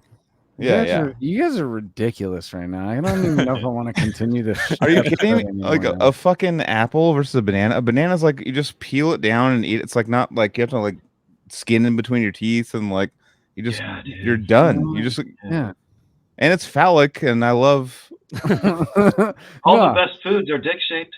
Yeah, exactly. I do love Like a hot Sazitza, dude. Sausage is fucking. There we go. There we go. Nice work. I'm all fighting for bananas on here. This is hilarious. Yeah. There's like an inside joke. I always used to be called Silverback. That was like the nickname in Yep. the band, and I'm just like, dude, fuck Used to apples. be. Dude. You're It's all about still bananas. currently silverback. You never Yeah, to one used to be. person. It's pretty sick. Dude. To me. Just a side note, Devin's internet just went out because he lives literally in the mountains in Oh Oregon. shit. No, Well, he he's said- tired. He needs to go to bed. I would have done the same thing. I've done it before. Either way, we gotta get a good chunk on Devin. Yeah. We didn't Even get if it enough was a of cold Brian exit, I tonight, would have though. respected it. Oh no, I respect Word. the cold. I've done it on the podcast before. I'm not gonna tell you guys what episode, but there's been time I'm like, oh, my power went out, and I just like shut off and just like left. I know exactly which fucking episode 'cause you told me. Because he knows I would accept it either way. He knows I'm not gonna fucking be like, "You're a fucking bitch," you know. Where is Pullman, you guys? Where are you guys going tomorrow? Brian, that's you. I don't know where the hell it is. So it's right next to Moscow, which is where Oh, University okay. of Iowa- Idaho. Yeah, Yeah. I had And, friends that live in. I had friends that live in Moscow. yeah. Pullman's basically like Pullman is to Spokane what Moscow is to like Coeur d'Alene, kind of. Oh, Tell your okay, friends gotcha. in Moscow to come to our show tomorrow. I love how it's just $5. That's Just- so sick. Yeah. We gotta It's entice $5. people. You can't be like California. It's like, well, dude, it's just an underground show. It's only like $30, dude. It's Wait, super check it out. chill. There's a band from Pullman, prog metal band called Scaries. That's pretty sick. I You like. gotta And they tell got me a how fox they are. head. You gotta tell me how scaries are. I Yeah, I might be haven't heard 'em. listening to it. Odyssey is awesome. They're like Between the Buried in Me was like more proggy rock. Like it's like Between the Buried in Me meets Rush. Oh, I love it. I like I don't that know if you guys are combo. familiar with the band. They're called The Chasm, I think. Oh yeah. Yeah, they're kind of I've like heard that. of Chasm. I think. When I'm listening to Scaries right now, and it's like a chill, kind of oceany kind of band. Oh, sick. He's listened to It's sick, 15 seconds and he's like, dude, check this out, dude. It's like it could totally No, I change skipped. on I you mean, right now. I did a minute in, and I skipped to 2 minutes in, and then 3 minutes in, and still doing the same thing. All right. He knows how to check out a band. It's true. It's ADD Kinda how you do wins. it. I get it. Yeah. Just go to It's like, I'll give Spotify, it a click chance. on the top one. God, I was like, I'll give it a Make chance. it So you're like, I don't like the first 10 seconds. Let's go to 45 seconds. No, still a breakdown. It's like, all right, okay. that's weird. And I like it here kind I of. am Let's go to still a like- minute 30. So stoked because I bought my newest album that I bought was the new.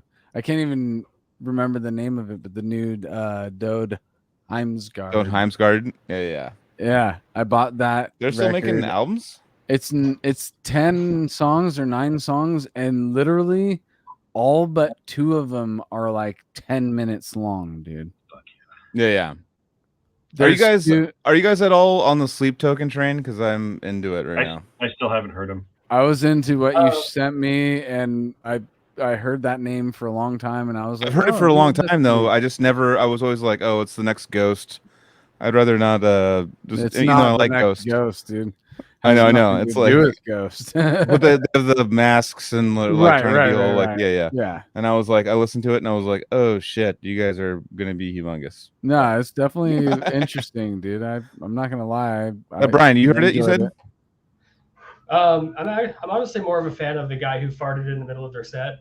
Oh, Yeah, I know. that was That's pretty actually funny. literally. That's literally okay. So Brian, this is the reason why I even listened to them. Why I pulled them up is that was so funny that I went to Spotify and I listened to them. It's so funny. It was me actually who did that. He's all trying to be like he's all and some guy just like fucking like like no mic just like interrupts the show with a fart, and I'm like, from and I was the like, crowd. Yeah. yeah, and then everyone starts laughing. That's gotta be loud, dude. That's what I'm saying. It's a legit, and I love Wait, farts. there's footage of it? Yeah. Oh yeah, dude, it's all over. It's like fucking viral. I'll send it to Okay, you. this is where I'm gonna be like, Jamie, pull it up. No. Let me watch this right now. I've posted it on my thing like 9 times, and I've Okay, sent well, it to you. don't I pay think attention to your fucking social shit all the time, bro. you I'm send me like sorry. 20 memes a day. Then why don't you calm the In fuck down and watch message, my because we fucking? just- It's in true. message, Just we don't gorilla have- I don't memes have all to pay day. attention to your timeline or whatever to do. No, but it's literally like I was like I heard sleep token, then I saw the fart thing, and I was like, that's hilarious. You know what? Let me give them a chance. And that's when I heard the summoning. I heard the summoning song, and I was like, okay, that's amazing. That's good. I mean, loud at your story was the Suno. oh, that's the best The story I've ever Suno posted. stage dive. You guys know that is band Suno? Hands down. Yeah. the It's like a hardest thing I've doom band. laughed It's like at, super dude. slow. It's all like, It's and some guy just like stage dives on one of their shows, and they're like all like in like a doom, like they're all like bummed, like, Nobody's and some guy even just moving stage dives on them. It's the funniest. well, you have to Might be be the clear. funniest thing I've ever seen. You have to be more clear. Like they don't have a drummer. It's just 2 guitarists. Oh, I There's didn't like even not know. even there's not even a fucking beat or anything. Yeah, it's just yeah. it's a drone set, and then some guy dove over a drone set. Like, yeah. He basically like switched genres. Like whatever, dude. I'm gonna pretend like I'm a Slayer fan. Well, and okay, I'm here's just the gonna thing. show. Dude, so when I saw Sun, it was the other band playing was The Accused. So it was like a hardcore band. So there literally was moshing Whoa. at the same show as a Sun show. So it could have happened that kind of That night. sounds like it's the crossover. Like Yeah. the guy was like, "Fuck this, dude! I just that, fucking was ready to Profound- stage dive tonight, and this fucking shit's happening. I'm fucking doing it, dude." on Profound Lore Records. It was like a Profound Lore event. So both I men. I God. respect the fuck out of that label, though, dude. Yep. You Anyway, know, Sleep but- Token. That's all. I'm listening to like mostly that Yeah. lately. And finally, and I'm like, I was like, and I made the post about it. Like, yeah, I guess I'm a hipster now. Whatever, make fun of me. But I like the style. It's like a different. Whatever, it's like man. a band doing something completely different. I'm like, all right, cool. I like it. I can't stop listening to Tool and A Perfect Circle. There you go. I mean, just like fucking Trevor, my roommate, he's been to 54 Tool shows. A Perfect And he's- Circle's whole He's catalog. a giant tool head. I'll back Yeah. it till Dude, I like that, croak.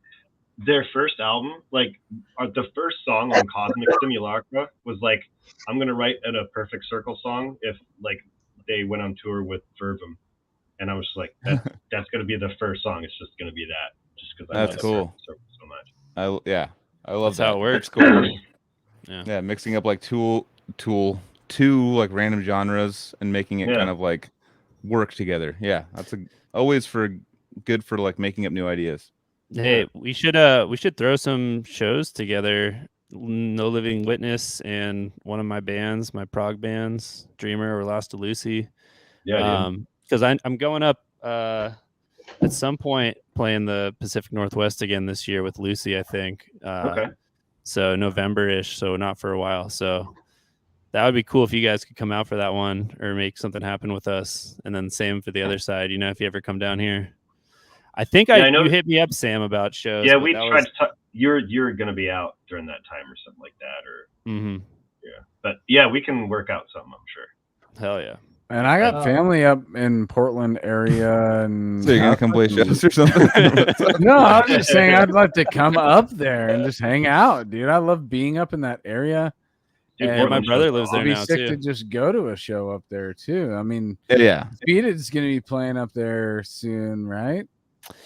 Wait, are any of you guys in Portland? I forget. No one of you guys is in Portland right now, currently, right? Cameron lives in Portland, Okay. Oh, yeah. and I live like an hour and a half away. Oh, okay. Because that's tonight. Zenith is in Portland, so I was like, technically could have stopped somebody from. They already going to played. that. No, they already played. It's Yeah, I know. 9:53. They already played. I know. Sorry. Chris Beatty sent me pictures from the show already. He found a guy who looks like me and sent it to me and freaked me out. Nice. Yeah. Well, fuck, dude. I'm glad you guys came on. Let's kind of wrap this shit up. Heck yeah. Hell yeah, gents. You guys fucking stuck in. I know that Devin has to serve meals in the morning, and he had an Actually, internet he problem. has the day off, but Oh shit. he's Okay. got the van packed, but no, his internet just went out because he's out of data. No, I'm trying to be a silly jerk, but it backfired just now. But no, that's cool. No, you guys have been all awesome, and super stoked for you guys to keep going and fucking move outside of tour the United States or something, right? You guys, is that the goal to like tour? Okay, you have a kid, 9 kids. Like maybe like a week-long tour next year or something like that. That's but smart. We're all like we're working shifts, and my vacation schedule is really hard to get. So what's the goal? What's the goal of the band? Just like put out good music, play some local shows, hang out, have fun, right? A couple small tours. I just want people to hear our music. I like playing shows, so I don't have a goal. Nice. Yeah, I mean that's kind of the thing right now is like we're all homeowners, so Yeah. Yeah, I know. think about that. Yeah, it's like Right, the dude. responsibility. It's like, hey, dude, do you want to make negative money and live your dream? It's like, Yeah. Let's just do it to a minimum. It's like, Yeah. No, I mean, creating the art is living the dream, though. yeah, that's true. We love making music, and like the 3-day weekend stuff, that's working out really well for us. It makes sense financially, and we're able to come home positive and not be like, oh, we lost $1,000 for this tour. It's like, no, we did well. We can put it back into our band. Normalize being a civilized human in society who also is a death metal musician. Like, yeah, right. Absolutely. I agree. Yeah, I agree. Well, thank you guys again for coming on. It's fucking yeah. You guys are fucking. I listened. The shit I heard today, was fucking awesome, dude. You guys are totally mixing styles and stuff, and like it's something new and fresh.